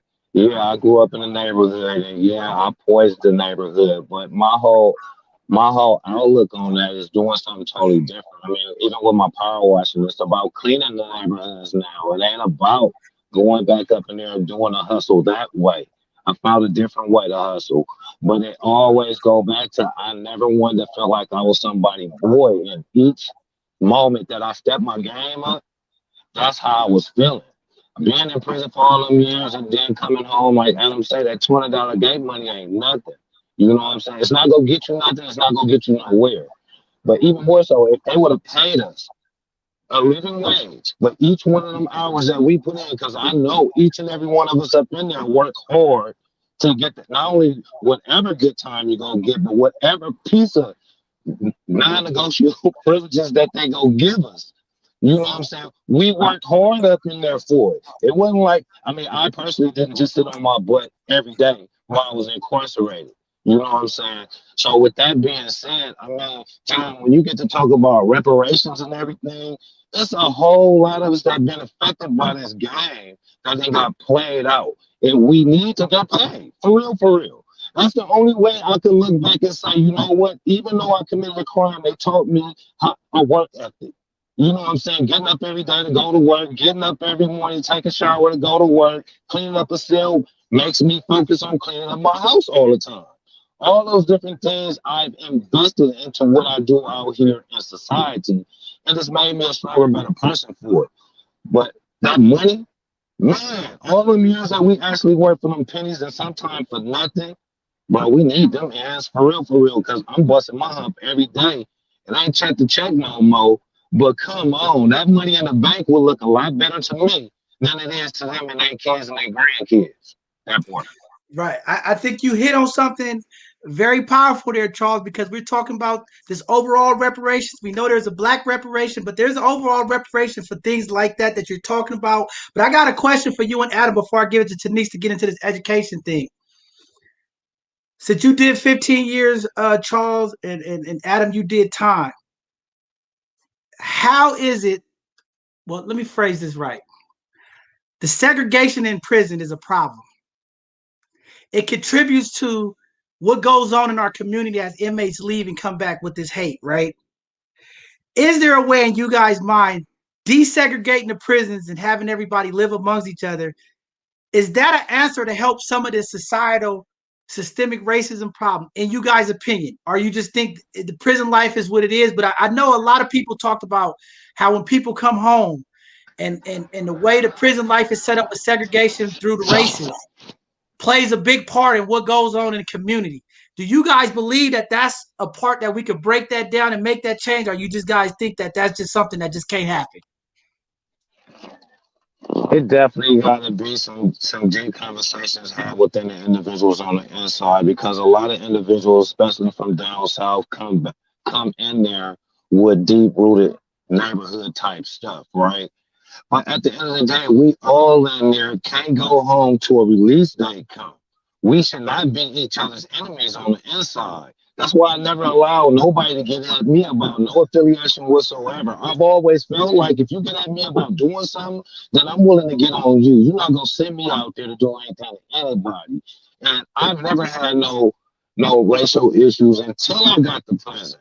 Because the yours are always separated. But again, I'm my own individual. I walk my own walk. I know how to stay out of people's business, so I never got caught up in that type of stuff. But what you, yeah, it's deep. It's definitely deep. A lot of individuals who are out here now that are doing things to not only help those on the inside, but help a lot of people out here need to have an opportunity to go back up in there and work with the individuals that we left behind. Because I miss a lot of dudes that was up in there that I know was extremely solid. If they had an opportunity to get out here right now, it wouldn't be nothing but success. There's no way in the world they'd be turning around and look back and do no time in jail. Right, right. No, that's real. That's deep. I'm glad you said that. Adam, did you want to speak to that before we give it to Taneesh? Sure, Michigan Department of Corrections is probably a little less racially segregated than some, but I started out in 1993 and came home the beginning of 2020. Things changed quite a bit in there, and I'd like to think that I had a hand in some of that changing, because I don't know how it is in other states, but every time you ride into a facility, the chow hall is segregated. There's a black side and there's a white side. And instead of going to the white side, I always went to the black side, because I think anything, my fiance tells me this. She said, silence is permission. And she's strong on that. I think we lost you a little bit. Okay. No, I just got choked up. Okay. And I refuse to be silent, because silence has allowed a lot of things to happen. And that's why I'm here. So, no, I think Adam, God bless you, brother, for saying that, because I think that's the most powerful statement today. Is silence is the issue. Right? We got police on the inside seeing other cops do things that's not right. They silent. We got people in our own community watching other people do stuff. We're silent. We got property pimps within our organizations and our leadership. Nobody says anything. We got elected officials who doing things that we got to break the silence. And I'm hoping through this platform and community and people like you all, we can uplift our voices. This is not about me. This is not about both sides of the conversation. This is a community. And we got to break the silence, because, again, our kids are being affected by us adults not saying anything. And that's a big problem. So I just commend you, Adam, for saying that. And that's deep, man. And tell your fiance that's powerful. I got to take that with me. But I'm going to go ahead and pass it to Taneesh. And she's then the watching. CBO. You just told her yourself. Oh, there you go. Great woman. Taneesh, go ahead, talk about this education thing, and then I'm going to get a CBO on it, and we're going to move it around. Go ahead, Taneesh. Yeah, definitely respect to you, Adam, and to your partner, because that wisdom right there is critical, right? And that's a big part of what's missing. We do give permission through silence. And I also want to shout out, because we talked a lot about organizing, I want to shout out all of the people who are incarcerated, who are organizing internally, because we don't want to disregard that work. It's impossible for us to push on the outside without there being some conscious minds and people who are committed on the inside to the movement. You know, I think it doesn't get highlighted enough until something drastic happens, you know, like there's a riot, or, people are going on hunger strikes. But there are people in there every day who are organizing to respond to the conditions that are in there, and are giving us information through friends, family, allies, feeding information to us on how to strategize to really be specific about what we need to be uplifting about the conditions that they face and what they need to be able to come back in society. So salute to them. The other thing that I just thought about before I talk about education is, Adam, you said you did 27 years over $5,000. And if we spend $80,000 a year on average to house somebody in incarceration, you're at about $2,160,000. So I'm gonna just say that return on investment for public safety is some bullshit. And you're one person, million. Please run this off, man. You know, so that's a stat that needs to be uplifted. You know, we've been talking a lot about economics, whether or not that makes any sense.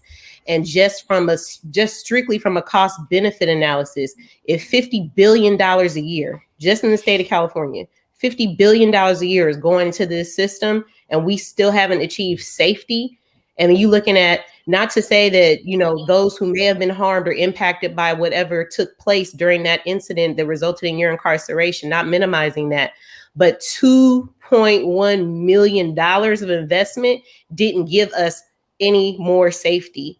And you're one person in all these systems. So I just want to lift that up, because it's time for us to start being real direct and real honest about what's really going on with these systems.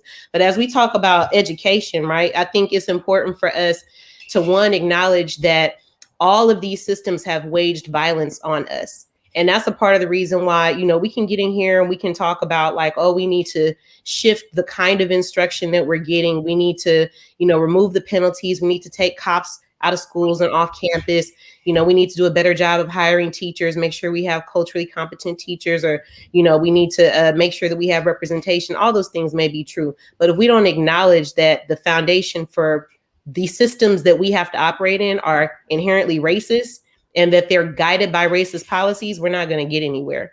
So, it's important for us to acknowledge that. Like, I think I just read something the other day, and I don't want to misquote it, if it was the ACT or the SAT, that those types of testings were literally put in place, right? Like, that was put in place as part of your requirement to enter into higher education, solely around the idea and thinking that Black people, brown people were less intelligent and inferior. And if we create this system, that somehow we are going to screen out either those who are exceptional or the majority of people who are not intelligent enough to be in this system. You cannot talk about improving education or schools until we acknowledge the inherent racism in all the systems that we have.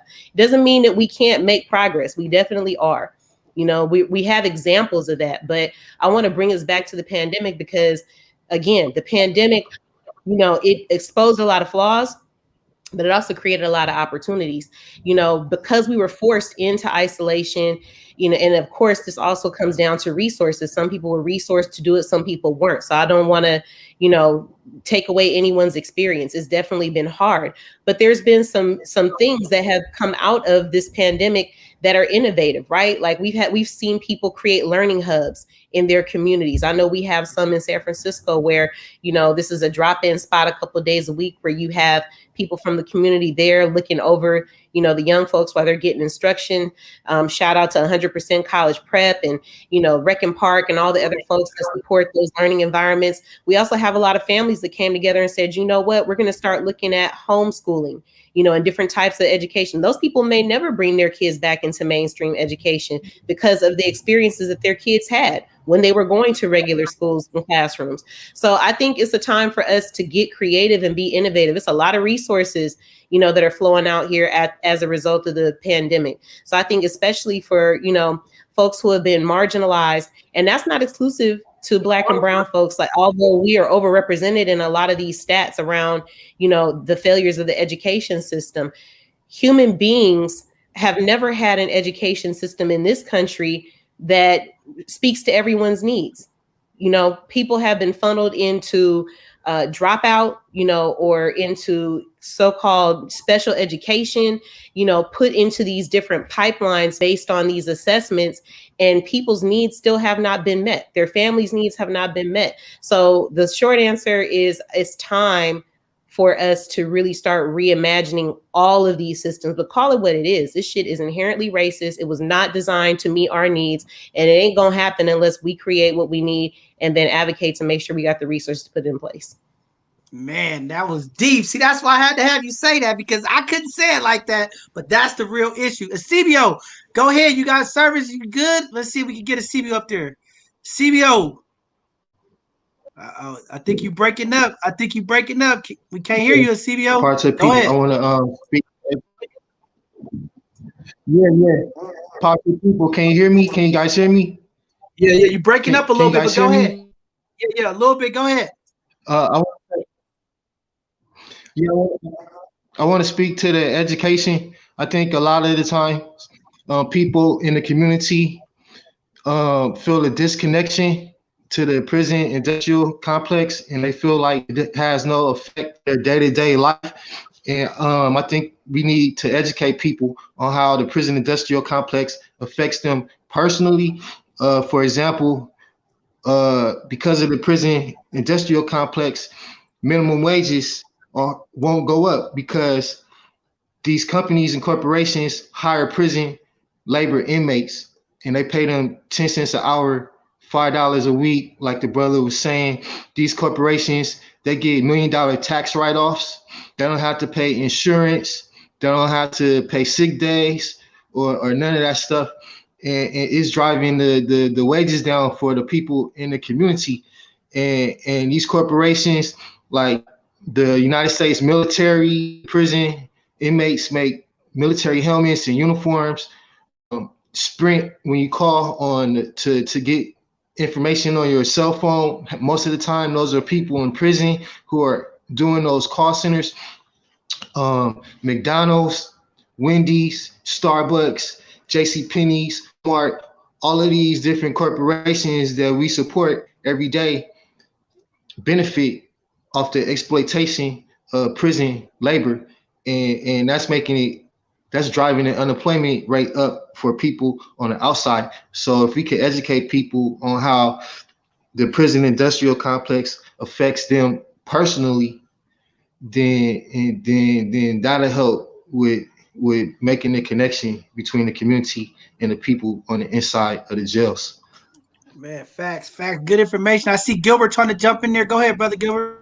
Yeah, just really quickly, what he just lifted is really important because Californians for Safety and Justice and Unite LA just came out with a report. I'll drop the link. But when you think about the economic impacts, and back to Taneesh's point around COVID, right? Last year, all we were hearing was budget shortfalls, economic fallout, economic downturn, right? All of a sudden, the United States doesn't have any money when we got stimulus checks coming left and right. And this is money that they should have been investing in and supporting the people with for a very long time, right? That's another conversation. But $20 billion is being taken away from California's economy because of the billions of people that have criminal convictions in this in the state. And so we're investing, since I think the number is since the 80s, we've invested $1 trillion into beefing up public safety infrastructure and the criminal injustice system, while at the same time we're losing $20 billion a year by disenfranchising our people with criminal convictions. And so that's why this work, sunset work, time done, the work this year is so important, because when we completely clean and seal these backgrounds, we're not talking about expungements, we're not talking about pardons or certificates of rehabilitation. Like, this is literally like it never happened for billions of folks here in the state. Like, they never committed a crime. And of course, there's some incentives to it. You have to be crime free for a certain amount of time, but it's also retroactive. And so we get those barriers taken away and begin and continue to have conversations with the labor unions and workforce development folks on hiring our people. And many of the times we work the hardest. I've for sure, that's hands down, all the people that I work with that are system impacted and have been locked up. We go hard. We go harder than a lot of the other folks that have this educational background, because we've been through it. I got 5 kids. I can't be out here playing around, I did too much time to be wasting time. So I'm going to go hard to make sure, one, I'm able to support and sustain my family, but also impact and improve the lives of countless others. And so just that economic piece, I wanted to throw that in there because that's so crucial to this conversation. Man, I think that's totally deep, because I think I was on a call with you, Gilbert, or Taneesh, and they was talking about here in California or somewhere, it was or across the United States, like 83 point something $billion of lost GDP because of people with backgrounds. So if we get these people back to work, that's going to put money back into our economy to help hire people and develop. But one thing about this education thing that we have to hone in on too is, in our communities, is typically we push our kids for college. And I think with our young people, because of the attention span, some of the things that we do have inherently from the environments that we live in, we got to start pushing some of these trade schools, and we got to start thinking about the future. I was listening to Van Jones a couple of days, and one thing that Van Jones said to me, and it really stuck with me, and I think this is very powerful for our people and for our allies to hear and understand. What he said was, Black people have too much history and not enough future. And our allies have too much future and not enough history. So we got to bring these two together, because I run into these people all the time. And there's people that watch our show and they see me in the community like, well, John, I didn't know this. And we got to educate these people. But I think our people, we have the education. But how do we move our community forward with the future? And I think it starts with this educational people and apprenticeships, because, again, our people are the largest people that hurt when it comes to financial. So I think apprenticeship, paying people to learn, is going to be a way. And I know our mayor here in San Francisco is talking about universal income and things of that nature. But when these people have kids and families, and the schools are limited, now what this Zoom has opened up and let people know is we have an opportunity to educate people at different hours and different times, this online training. But what we got to get our people in, And this is all the people out here. We got to start getting into this technology. We have to get into automation. We have to get into IT security, because these day-to-day jobs like grocery stores and banks, technology is taking these jobs away. So we got to get this young generation moving forward into automation, building automation, different automation, technology, IT, computer tech. We got to start educating our young people. And I think every mayor, every governor, we have to do a better job of holding these tech companies and these large corporations accountable when it comes to these tax breaks. Because even here in San Francisco, we give a lot of tax breaks to Twitter, Google, all these different companies, and they get a small percent of giving back educational tools to the community. And I think to incentivize it, we need to hold them accountable a little bit more and make them hold more schooling for the people in our community to get involved and really hold them to this equity thing when it comes to hiring. Just wanted to throw that in there. I think that's like a huge, huge part of it. But we got to start moving forward. I know our people, sometimes we get victimized and stuck in the past. Yes, it happened, but we got to release this trauma and start moving forward, because today is not going to be here and the future is moving forward, especially when it comes to technology. Our seniors in the community, we have to do a better job to educate our elders in the community, our seniors, because the Treasury is making a transition and the people don't know. This paper dollar is going away. Okay, they already putting signs in all of the stores around here. They're not giving out coins no more. They slowly taking away the paper and coins that's happening as currency, and we're moving to this digital currency. And we got to start educating our elders and our young people in the community, because a lot of them get afraid and they say, "Hey, I'm old school. I want to write a check." But that time of writing checks and cash is going away, and we got to be a part of the advancement of the future. And I'm glad you touched on that. And but I'm gonna let Terrence go ahead and jump in there, and I want to get back to Adam, and then Taneesh, and then Estevio. Go ahead, Terrence. Yeah, I mean, education is something that I pondered on quite some. I mean, I got my master's in higher education policy and administration. So, like, you know, one of the things is the school to prison pipeline, and a lot of us have been pushed out when it comes down to people with past convictions. I do a lot of interviews, and that's a common thing. Most of us was kicked out of, pushed out of regular high school. And then, like, what makes it harder is that, like, continuation schools do not have A through G requirements, so it's not putting them in a pipeline towards college or a career.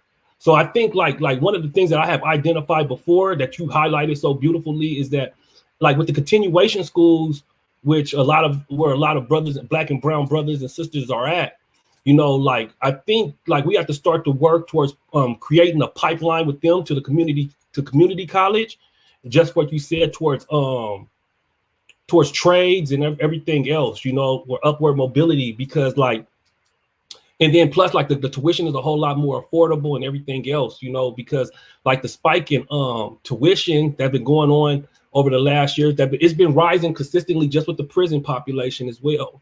The cost of it's making it harder for people from our communities to get into these four-year universities because of the keep on rising the tuition. You know, so, like, with that in mind, they keep on making it easier to go to jail and harder to get into school. So, like, it's all a part of the plan. And the only reason I say anything about this is because when I graduated with my master's degree, I counted 7 Black people. You know, I counted 7 Black people that graduated, and like, what's that? ADOS last names was 3. So, like, you know, only 3 of them had like Johnson, Stewart, like kind of last name. So, you know, they plan on these people being the next leaders in society.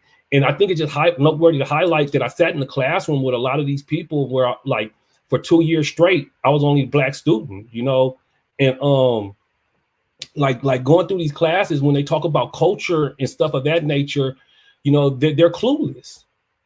They're clueless. You know, they talked about all these different scenarios, and I said, "What happened if somebody was calling you cuz all in classroom?" And he said, "Oh yeah, man, I would just call them cuz back, and, you know, I mean, I'll get a good culture with the classroom." And I said, "Oh my God, you have no idea what you're dealing with," you know, and you know, but like, you know, I mean, this is who's leading our schools, you know, and, like, you know, like they're suspending us and everything else. So, like, and what I learned too is that, like, you know, there's a lot of students that in the continuation schools that are not engaged in the classroom because the teacher is not engaged in them.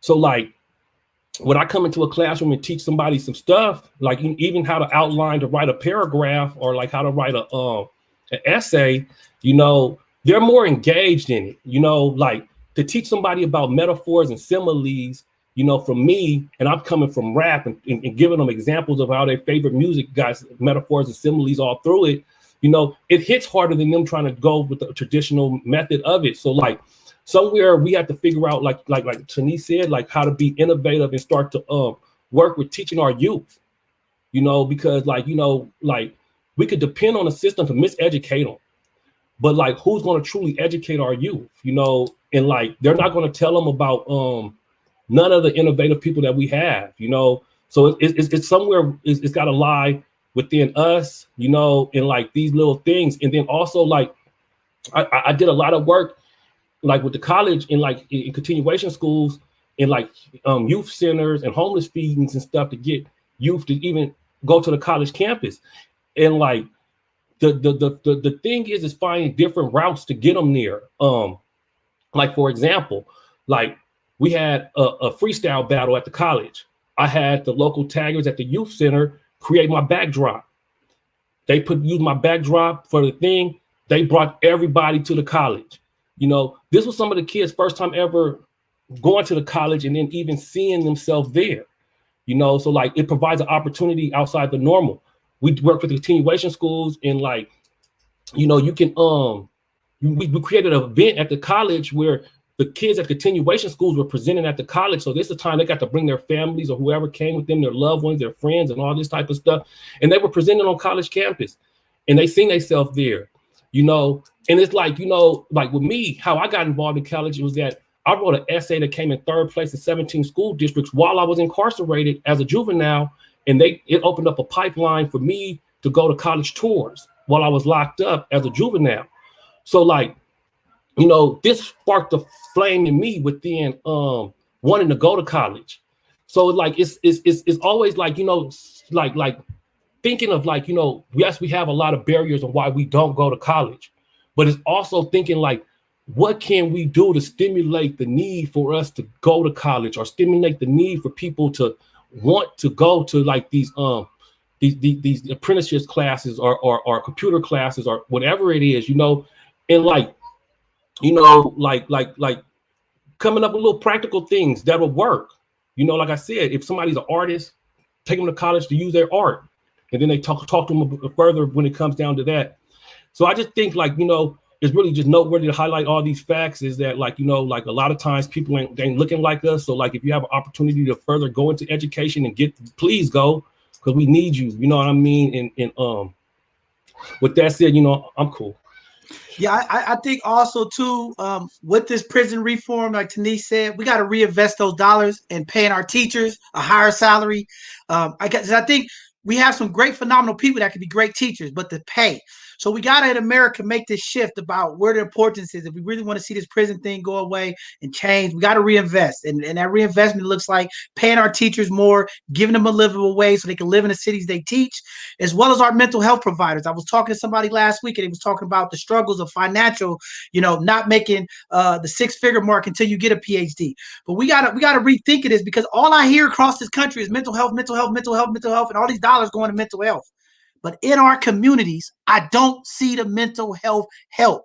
And that's just being real, and that's no knock to nobody. But again, when these murders are happening, when these young babies are getting killed, I don't see grief counselors, not even in our schools no more. So again, I'm all for mental health. I'm all for health and wellness. I'm all for all of this. Again, how do we get people that are culturally appropriate, get them into this thing, and make sure that these monies that we're putting in the prison, we redirect this money so that we can raise these salaries so these people can work in our community. And it takes community to give them the security to come into our community so we can fix this thing that we call mental health.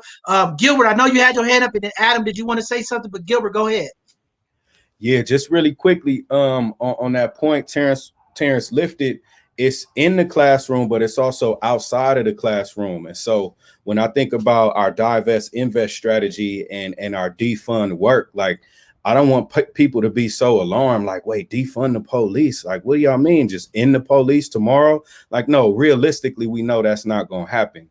But there's strategies that have been proven to work that have reduced crime that did not rely on law enforcement. Arts and culture is one of them. I'm working with the Reverence Project in Watts right now. We have a whole healing, art focused, trauma informed approach that we're about to launch, that work that they've been doing for years, and it's been effective. I dropped some of the numbers in the chat, like the GRID report, gang reduction and youth development here in LA, attributed a 41% decrease of violent murders to community-based gang interventionists and community-based professionals. So the data is there, the stories are there, because I can tell you as a youth, when I looked up to my big homies, now when they're able to call a shot and say, don't go do nothing to these folks, and y'all don't go do nothing to them, we got a truce going right now, like, we listen. But now with COVID, it's a little different because there's so many issues that have been heightened, but folks did have a role and a say so in what we did. There was order, there was discipline, there was more of a structure in the gang community, and dollars and resources that can be taken out of these racist, oppressive systems should be going to fund that. A lot of the young dudes that's running around right now with the burner in their hoodie, you know, like, there's people that can confide in them and show them a different way that the police definitely won't do. But what are they going to show them to? You telling somebody to stop hustling, but what are we going to give them? The resources aren't there. We know that wider, more affluent communities don't have nearly as much crime because they are well resourced. They are invested in. They have that infrastructure, but we don't. And that's where the public health model comes in, as opposed to the public safety model that this state and country has relied on for far too long. So outside community-based programs, like, that's so key right now, and that's exactly what we're calling for right now with Black Lives Matter LA. We did healing circles in 2019. Really quickly, it was the South LA Community Safety Partnership, and it was created by now City Councilman Marquise Harris Dawson, who comes from an community organizing background. Well, we were able to show that by doing healing circles that were actually paying formerly incarcerated folks, former gang members, even some folks that were still like in the streets, but not, you know, promoting violence, not retaliating and all of that, but still have a strong connection to their hood. We were doing healing circles in every park across South Central, and we showed that we reduced violent crime by 8%. But it was a $100 million pilot program that had youth development, that had it had safe passages, like, you know, all these community intervention strategies that have been proven to work, going back to the truce in 9 Deuce, where when Watts, they came together, it wasn't no murders happening. You know what I'm saying? And money was supposed to come to sustain that work and keep it going. But the earthquake, oh, we need to go put money in the earthquake. And now y'all black people over there that's trying to create peace and need help and need resources, y'all are not a priority. And then what? We bring in more police, right? And so there's proven strategies that work. We have reports, we have data. There's a panel tomorrow. Taneesh, hopefully you drop the link to that so folks can come learn more about that community-based prevention approach that counters the police first approach that is much more common sense economically and socially than what we've seen historically. So I just wanted to throw that in there. Yeah, before Taneesh speak, I want to say this too, you know, and I think Terrence said something real powerful. What's happening in our communities is this. We have people who are getting their master's degrees and their PhDs, and they here, and they don't want to deal with the people that's in the streets and here. Then we got the people that's from the streets trying to make community change. We got to get the people up here and the people down here to meet in the middle and have that conversation. It starts with people like T having a master's degree, coming from the community, knowing how to bring it together. Because some of these people who are not from the community that get these PhDs and get the information, they start up their nonprofits or they do this organizational work and they don't know how to have the impact. And then they hire the people down here and don't give them the training and understanding how to do the impact. And that's where a lot of it comes. And we got a lot of these organizations across this country. I'm hearing people calling me from these poverty pimp organizations. We got to call them out. They coming into our community, sucking up the resources, taking care of their personal benefits and not making sure that our community gets the funds. And as community, we got to hold them accountable. And it starts with us adults. And the one thing that you said about getting our young people, it is time for the seniors, the elders of the community, to also let these young people voices be lifted. We got to start stepping back, because I'm going to tell you a big problem. And we're going to hit on this on another conversation.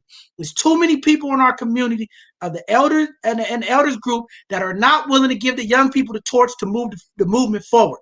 Okay. And I'm not saying, when I say this, not just give it to them. Part of transition of power is educating and empowering our young people so that they can lead. But what's happening is a lot of elders in the community have the information. They don't want to give it. They want their self-instant gratification. Every time there's a hot topic or something on the news, they show up. But day to day in the community, they're not working with our young people. They're not educating them. And it's time for us to call them out. And we have to do it as community. And this history that you guys are talking about, 7 days a week. We need 6 days a week school. This pandemic has set our kids back almost 2.5 years educational-wise. Especially in the Black and brown community, we got to do a better job to educate our young people on our history, financial literacy, and teaching them job-ready skills so that they can be equipped and ready for tomorrow's success, because that's what it's going to take. So I'm going to shut up there, and I'm going to pass it to Taneesh. Go ahead, Taneesh, and jump in there. And for all you guys, I know it's getting close. We are 10 minutes away from our quit time. But because this conversation is so powerful and I think community needs to hear it, we can go over a little bit. But if you have to pull away, we respect you and love you. But I think I'm going to let it go over just a little bit today, because this conversation is very powerful. And Taneesh and Terrence and Gilbert and Adam, like, you guys are putting some gems out there. And I hope our allies, the people that say they support us, the people that have the authority to make change, because I want Taneesh to talk a little bit about this legislative process, how to get the community involved, to understand this process. How do we get involved? Time done, you guys are doing a phenomenal job of educating the community, but how do we get everybody invested, involved in it? I'm going to go ahead and pass it to Taneesh, but we'll go over a little bit. But anybody that has to leave, we love you. We'll definitely reach out to you. This live program will be up on our website as well as on our YouTube. You can share the link to all your people, and if you need it, we'll get it out to you. But I want to go there and let Taneesh start that conversation. Man, I mean, first of all, thank you again for this platform and just this conversation. The way that, we're going about it is just beautiful. And you're right. There are a lot of gems that everyone has dropped in this conversation. It needs to continue, right? Like, the reality is that the barriers are real, but we're making progress. Even through this conversation, we're making progress, because we can't rely on any outside entity to educate our people about what's going on or why it's happening, or to get them involved in making change. It's on us. So I appreciate that we are setting our own tables. That's what's happening with both sides of the conversation. So shout out to you, John Henry. Thank you, Rico. I see you in the chat. Love you too. We can't do it without creating our own platform so we can educate the way we need to. And just kind of like closing that conversation on the education, you made me think about Terrence to have a master's in education, right? Terrence could have 16 more letters behind his name, but they're going to discredit his expertise based on his background and his skin. And so what we got to do in this moment is start flipping the script on who the subject matter experts are.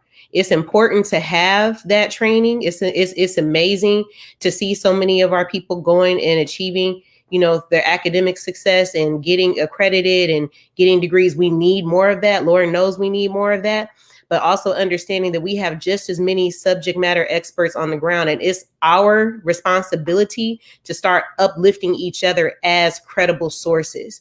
It's our responsibility to start pointing to who these people should be listening to, these decision makers and, legislators. It's our responsibility to identify who those people are in our community. The letters are nice, but the letters ain't the beginning or the end of where the education needs to start. So that's why these platforms are important. That's why, our platform through Californians for Safety and Justice tomorrow and Crime Survivors Safety and Justice, we're going to be using our platform to continue a part of this discussion, talking about the need for us to invest in community-based public safety, because we keep us safe. We've been doing it for years. But to your point, everything that's come up before, every crisis creates a new opportunity for other people. There's never a reinvestment back into what we've been saying from the beginning. We need it to be effective. And it's not just about the dollars. It goes back to what I said, like, Who do we identify as being credible in our community? So that's on us to continue doing that, elevating our leadership and our voices. Tomorrow, on this platform, we're going to have Doc Melly, one of the leaders of the Black Lives Matter movement down in LA. Akila Sherrills, when we talk about that Truce and Nine Deuce, that was one of the leaders. A Black man from South LA who lost his son, tragically to gang violence. Son was not involved in any gang activity, just happened to be in the wrong place, the wrong time. But that father took the initiative to come out and call peace, in his community, and has sparked a movement for healing and bringing resources. These are the voices that we need to hear. These are the credible voices. I'm bringing Rob Newt in. If you're from the city, you should know who Rob Newt is. Somebody who's been on the ground in the trenches for years and is now a leader in the violence prevention movement, violence intervention movement. These are the voices that we need to have as credible experts on what should and could happen, as far as public safety goes. And then how do we get involved? We have to be at the table. We got to be building the table, but we also have to be at the table to guide these investments. With this platform tomorrow, when we have this conversation, it's not just about money. It's also to help tell the story of how we have been responding for years to these problems in our community, what we have been doing with little to no resources, coming up against all kinds of barriers, systemic barriers in our own community, mental health, finances. All those things are real because everybody on the ground is being impacted by the same thing that they're responding to in their community. Like I said, everybody here is impacted. I lost 2 brothers to gun violence, and I was doing this work long before I lost my brothers to gun violence. So we're all directly impacted by the issues that we're fighting, and trying to change. It's important for our voices to be there. But tomorrow, since there's such an emphasis on public safety right now, because crime is up, because the pandemic is real, because Black Lives Matter movement really hit the ground, last year, again, sparking global consciousness. To Adam's point, the Black folks are the conscious and the soul of this nation, but we tired of y'all putting all that shit on our backs. Excuse my French. It's everybody's responsibility, to come forth and recognize that we got to humanize people and see this crisis for what it is. So this call tomorrow, this town hall discussion is to demystify, is to start, dispelling a lot of these myths, killing some of these narratives that are out here about what's happening and why it's happening. And for us to put a call out to the state of California, to the governor, reinvest those dollars into community-based public safety. Y'all have $114 million through CalVIP. It's a violence intervention. These are violence intervention dollars. That money usually goes to systems. It has to pass through a system, the way that it's structured. It's got to go through a system before a community can touch it. Why? It's time for us to start changing those policies and restrictions so that those dollars can go directly into the hands of the people who are on the ground. That's the work that we're doing right now. And it's important for us to explain why that needs to happen, because people don't really understand that the way that these dollars and the funding is set up, everybody is going to get their cut, right? If there's a system around here involved, the system is going to get their cut. And most likely they're going to get the most significant chunk of the money. And you're going to get what's left. And then the responsibility, the failure of public safety gets put back on us. When they say, hey, we gave y'all violence prevention dollars, but y'all still have shootings happening in your community. Well, we're not going to talk about how 56% of that money went to the police department or to any other department, and how the lack of response from those departments or their inability to work with us or just get out the way and let us do what we need to do is a big contributor to the reason why you see what's happening. So without people like me, Terrence, Gilbert, Adam, you, John Henry, Charles, without us in these conversations, our people don't know what's really going on. And these people on this end continue to gas themselves up, with this false narrative that, well, the real reason is that y'all don't have enough expertise. You don't have enough relationship. You don't have enough education. We need you to get out our way. That's what we need you to do. And it's not just about running our bag. It's about really moving out of the way and allowing these strategies to be guided by us and centered on us so that we can respond to our people in a way that we know that they will be responsive. So it's important. Everybody got to get involved. Tune in to these platforms, listen, right? And then get involved. The Time Done movement is going to change the course of American history. This is not just about passing one piece of legislation. This is a movement that's led by people who are directly impacted by this system, telling their stories of how the system has played us all, not just them, right? And until that story is told, and until more people get involved and tell those stories, and then get involved in holding people accountable as we move things through, it's not going to happen. So that's the important piece of work we need to do right now. And then one other thing that I'll say about education, just to close us out, like when I was in school, and I ain't that old, you know, I'm in my early 40s, we had trades in school, right? We had home ec. You had to pass the home ec class and learn how to sew a button and make the fake ass pizza dough. You know what I'm saying? You had to learn how to do that. It didn't matter if you were male, female, what your gender was. You had to go through it. You had to go to wood shop and learn how to put one of them little ugly bird boxes together, or the little, you know, the little toolbox. You had to learn how to measure stuff. You might have had auto shop, you know, something like that, right? Well, my son went to a private school for a good chunk of his life. At the time, I thought this was a great investment. He went to one of the most elite private schools in San Francisco, right? On a scholarship, but he was in a very affluent environment. And one of the reasons why I thought it was important to have him in that environment was why? Because of opportunity. I wanted my son to have opportunities, right? So as he's in this school, you know, they've snatched all of the trades programs and things like that from regular public schools and charters, but in his school, they're teaching kids AutoCAD. You know what AutoCAD is? 3D printing.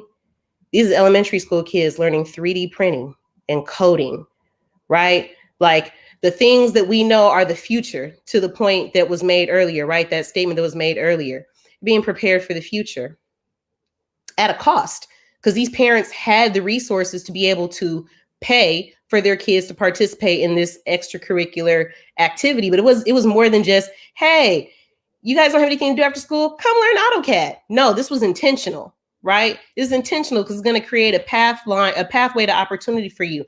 So long story short, we need to continue to work on creating real pathways for people. We have a shortage of people who can do mental health. But we also have a problem with mental health because the way that mental health is defined right now is too narrow. If you're not an LMFT, you don't have the training or experience you need to be a part of the mental health infrastructure.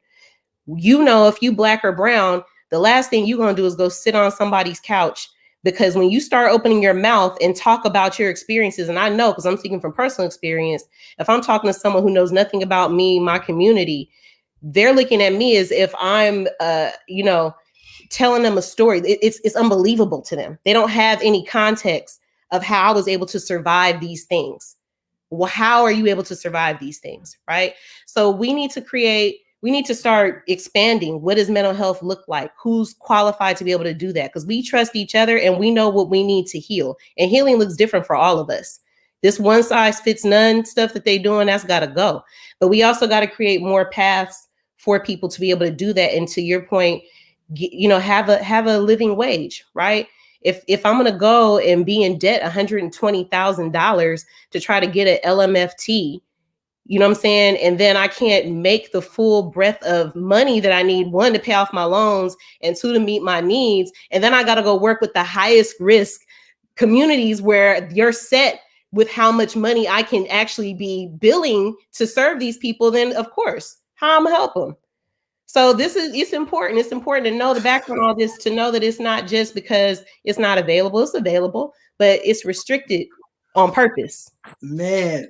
See, that's the fire I'm talking about. See, y'all wonder why I love this sister and I hype her up? Because this is education right here. Community. These conversations are $3,000, $4,000, $5,000 sessions right here. This is game. To all the gatekeepers out there. See, these are the people that need to be at the table to tell you when to open up the gates. And these are the people that need to be at the table. See, we listen to these people who think they know and identify with us. You got the real people right here that know what to do, what's the approach. But you got to get off your high horns and come down here and talk with us so we can make sure that we get the work done. See, they got the answer. The answers are right here. Not them people sitting with our westernized college books talking about. These is boots on the ground doing the work. Powerful stuff, Taneesh. This is why this sister is like, you know what I'm saying, phenomenal. See, when we talk about amazing here, both sides of the conversation, it's sisters like this, brothers up here, amazing, phenomenal conversation. I'm excited. Because conversations like this, I believe in miracles again. I believe we could do something great. These brothers, Gilbert and Terrence, time change. I've been on these calls, time done. These brothers is powerful. I say, oh, what can I do to help? I'm not just go sit here and watch. I want to get involved. What can I do? Every little bit of this movement takes a place. But to hear Charles today, to hear Adam talking about the work in the prison, to be paid such a low rate. We talk about discrimination and wage discrimination all the time. See, this is something that we got to really look at. Governor Newsom, if you're listening, because they like to go back and tell Governor Newsom stuff. This is what we need to be thinking about. We got to fix these problems. We got to take care of our people, and we got to get the right people, because this is my issue too, Taneesh. When the pandemic happened, Governor Newsom signed a bill to lower the standard for nurses to get in school, right? They made a change. The requirements to be a nurse or to get in the program, they required a less amount because we were short nurses. So that's the same thing for mental health. If we're going to call there's a mental health crisis in America, why can't we lower the college hours, the college with the requirements for these kids or these young people to get into college, to come back and help our community? Is it a real commitment when we talk about this mental health, or is this just something we use to promote our agendas?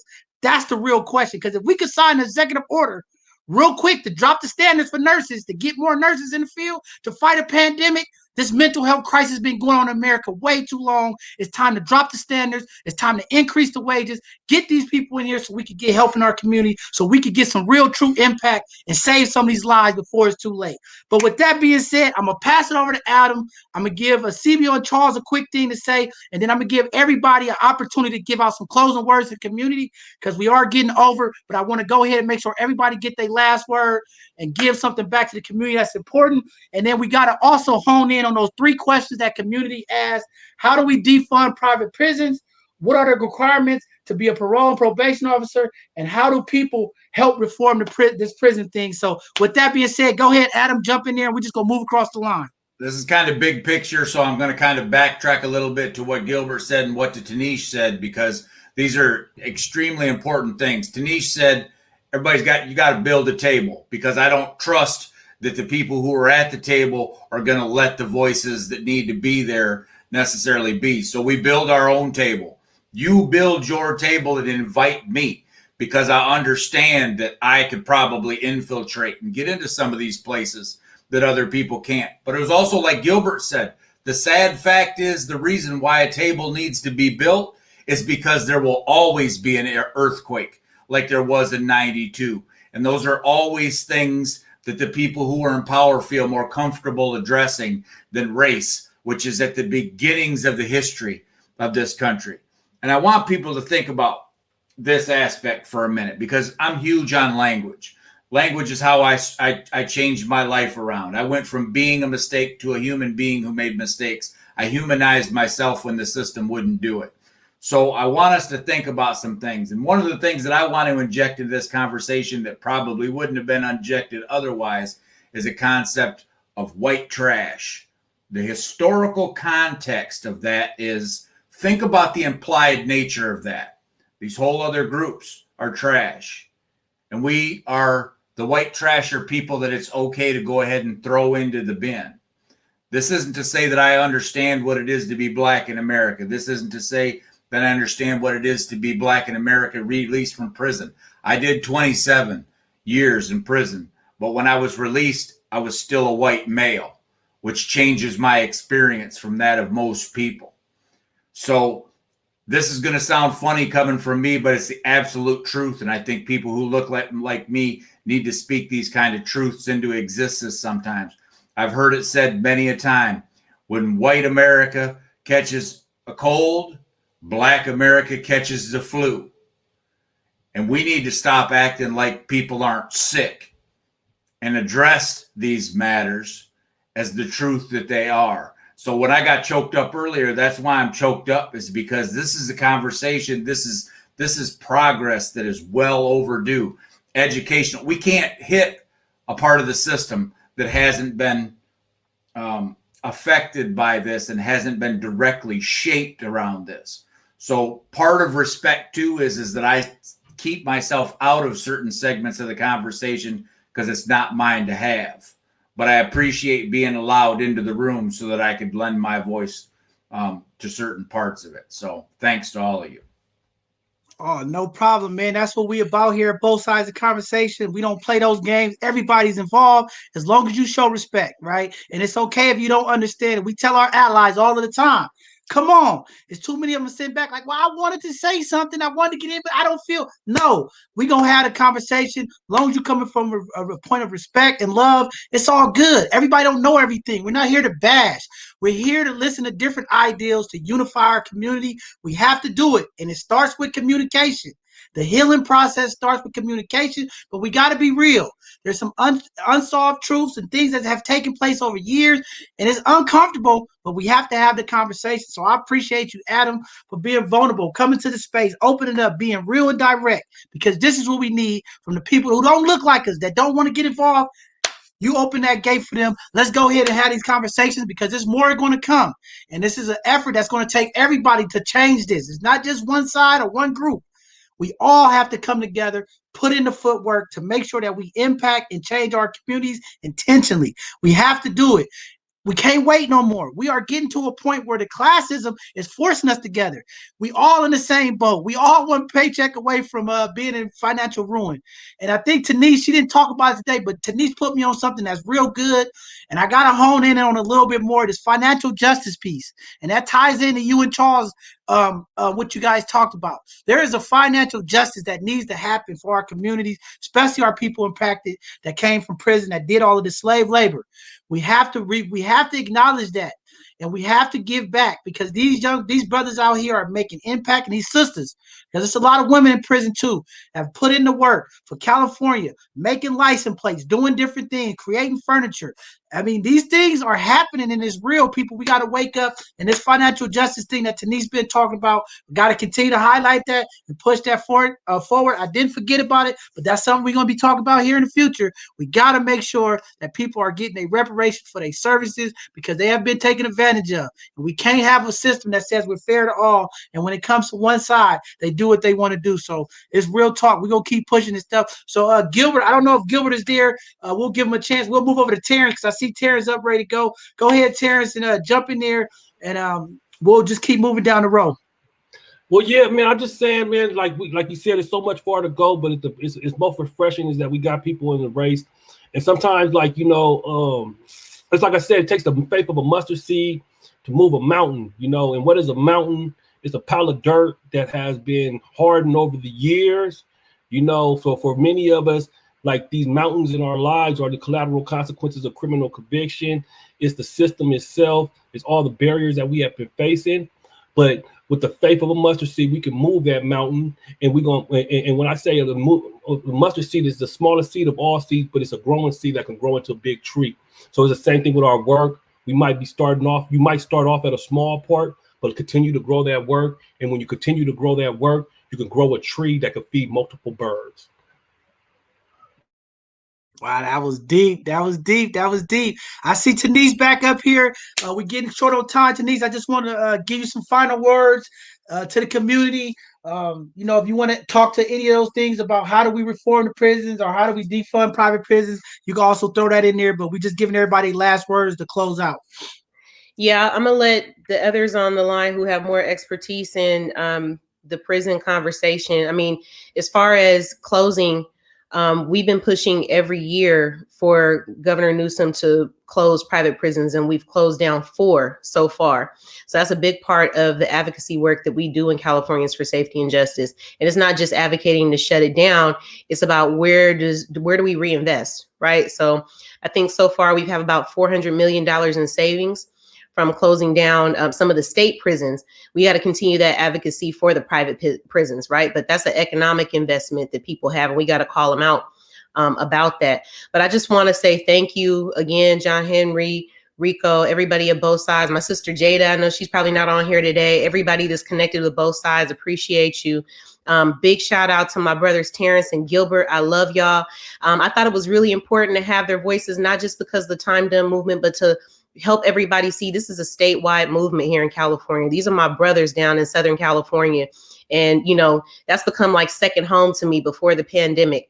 coming out there and vibing with, you know, our brothers and sisters and extended family in different parts of the state, and just realizing how much we all have in common in this work and how we've been pushing. So that's going to be another really powerful part of what we need to do, is continue anchoring, you know, these relationships throughout the state of California and bring everybody to the table to have these conversations about what we need to do. Adam, I appreciate your spirit, my brother, and everything you shared. I think it's so critical to have people like you as an ally in this movement. So please keep educating others on how to be in the space, and righteously, right? Like, not here just to take up space, but to create space. And I appreciate you. And to CBO and Charles, thank you for being on the platform with us too. You know, every time I'm in space with brothers like y'all, I learn so much about what you've learned. And that helps me to be better in this work. It helps me to step back and know where to lift up, you know, other folks' voices in this. So I appreciate you doing what you're doing. And please tap in, you know, go to safeandjust.org. Safeandjust.org is probably on the ticker. That's where you can learn more about Californians for Safety and Justice and the work that we're doing. You can also learn more about the time done and crime survivors. I didn't talk much about that, but our CSSJ work, Crime Survivors for Safety and Justice, we have about 12,000 members here in California. And what we've been doing on that side is changing policy for crime victims. So this year, we are working to pass legislation to give victims compensation to the families and survivors of police brutality.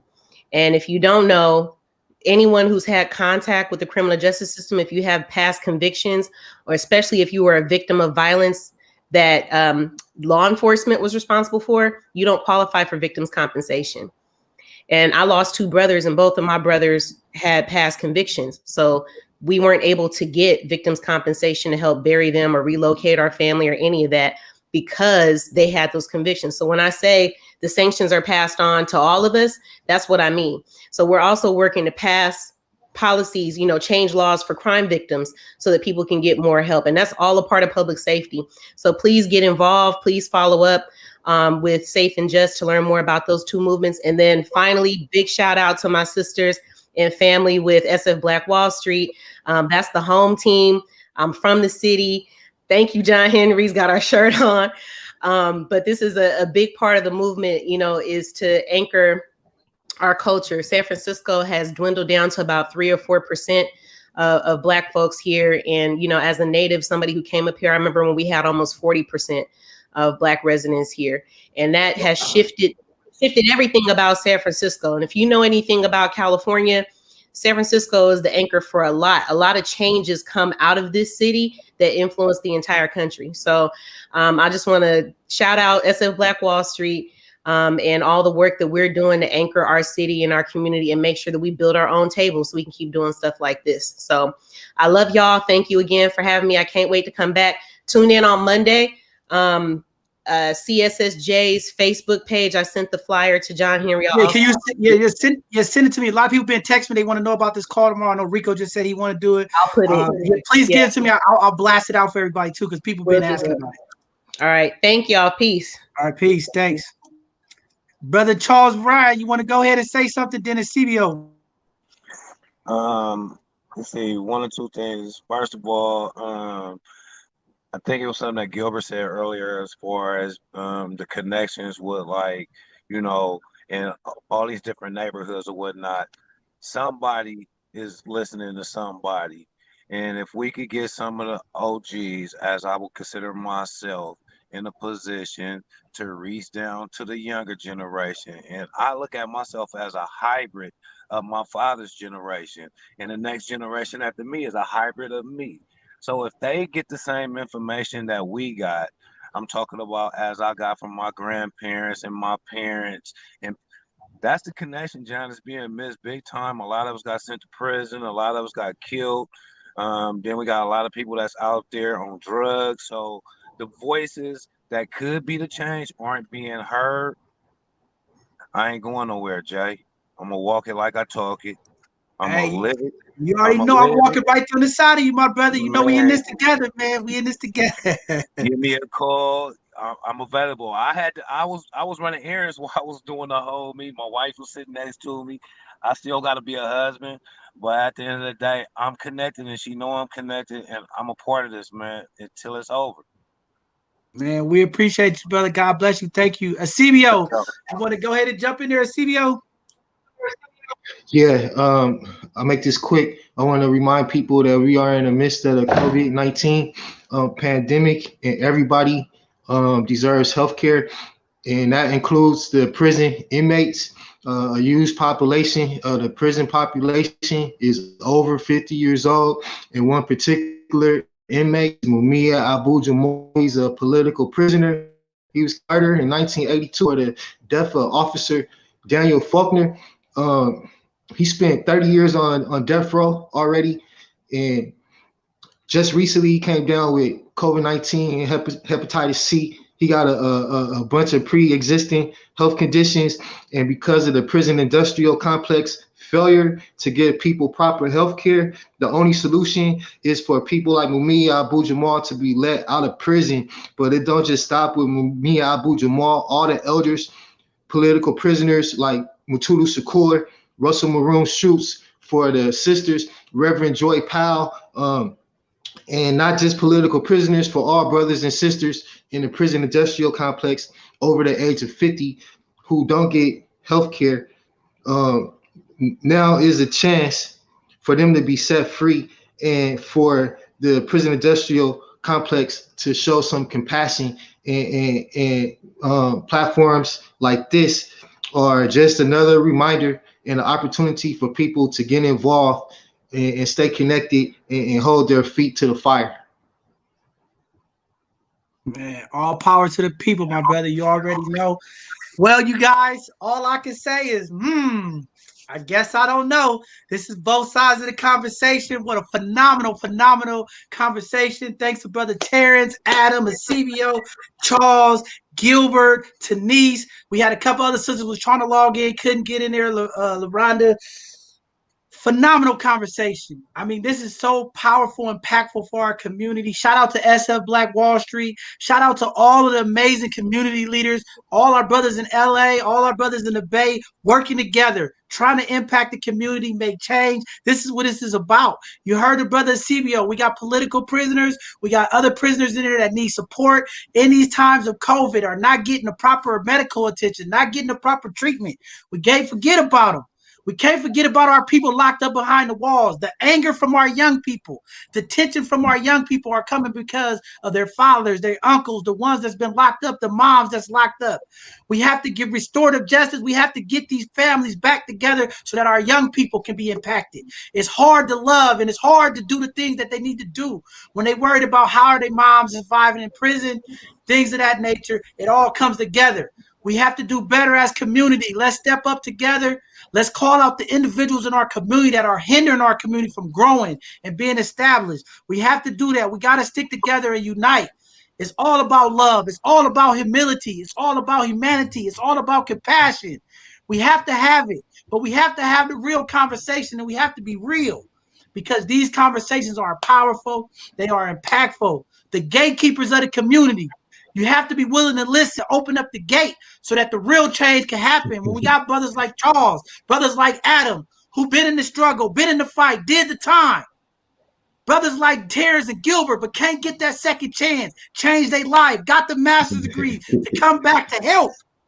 But these systematically racist laws and these legislative bills are holding them back from uniting the community, from impacting our community. We have to think wider. We have to think open. We have to be willing to give a chance to these brothers and sisters who can really impact our community. We have to let the people who look like us understand us, who lived a life, who've been through it. They the ones that can teach the young people. They can talk about their prison term. They can talk about the struggles and the obstacles and why not to take that way of life. We have to listen. Our young people are important. We have to uplift them. Community, we have to trust our young people. They have a voice. They have an understanding as well. We can't just shut them down because of their age. We have to also make sure that we listen. We have to listen to understand our young people and elders of the community. We have to be willing to pass the torch so that the movement can continue, because it's not going to be us. It's going to be the young people that's going to be benefiting from these success and these things that are happening. We see the progress from our young people, our BSUs across the state that are impacting the school districts, impacting the community. We have to have faith in them. We have to support them. We have to show them that love and compassion. I'm just glad to be here today for this segment. This was a powerful conversation. These conversations, people pay thousands of dollars to figure out what's going on. Why pay more when we have people right here? Get them to the table, listen to them, implement the change that's needed. Be the change. Everybody out there watching, you be the change. If you are an employer, if you are a leader of an organization, you be the change. Hire somebody that had a previous criminal record. Hire somebody that don't look like you. Don't have the implicit bias. Do all the things that you could do. Show you a leader by leading by example and giving people that opportunity. With that being said, I'm going to end that statement and just say this. This is why this is both sides of the conversation, y'all. We ain't going to stop. We're going to keep pushing through. For all you guys who just joining us, we have 3 live shows a week, every Tuesday, Thursday, and Sunday. This Tuesday, we have another segment of our Hidden Gems. That segment is about highlighting our Black and brown business and our community leaders. See, what Charles was talking about is spending them dollars in the community within our people. Okay, the purpose of that segment is to highlight our Black and brown business so our allies and other people in the community. Let's make Black Friday every day. Support the Black and brown business. Let's patronize their buildings so that we can help them build their business infrastructure so they can hire people that look like them. We can get them a livable wage. We can give them the benefits and the benefits that's needed to be successful in life, and they can hire young people and give them the job readiness training. We can bring them in as interns and teach them the things that they're going to need to be successful to move this country forward. Our young people are the movement for the future. And then every Thursday, we have our Educational Thursday where we have different topics, different professionals from different backgrounds coming on our platform to educate our community through a PowerPoint presentation, to give our community information that they normally don't get at times. So we need you, all of our HR people. We need you. If you are in HR, we need you to come educate the community. As we come out of this COVID, our community has been hit the hardest when it comes to jobs and unemployment. We need you to educate our community on the right way to write a resume, the right way to interview. Give us the job ready tips so that we can equip our people so they can be ready to go into this job market and find the jobs that's needed. And then next Sunday, we're going to follow up again. The brother CBO is going to be here. We're going to have our Black Panther Party come again, our legacy keeper, to talk about these things that we talked about today: mental health, the equities in health.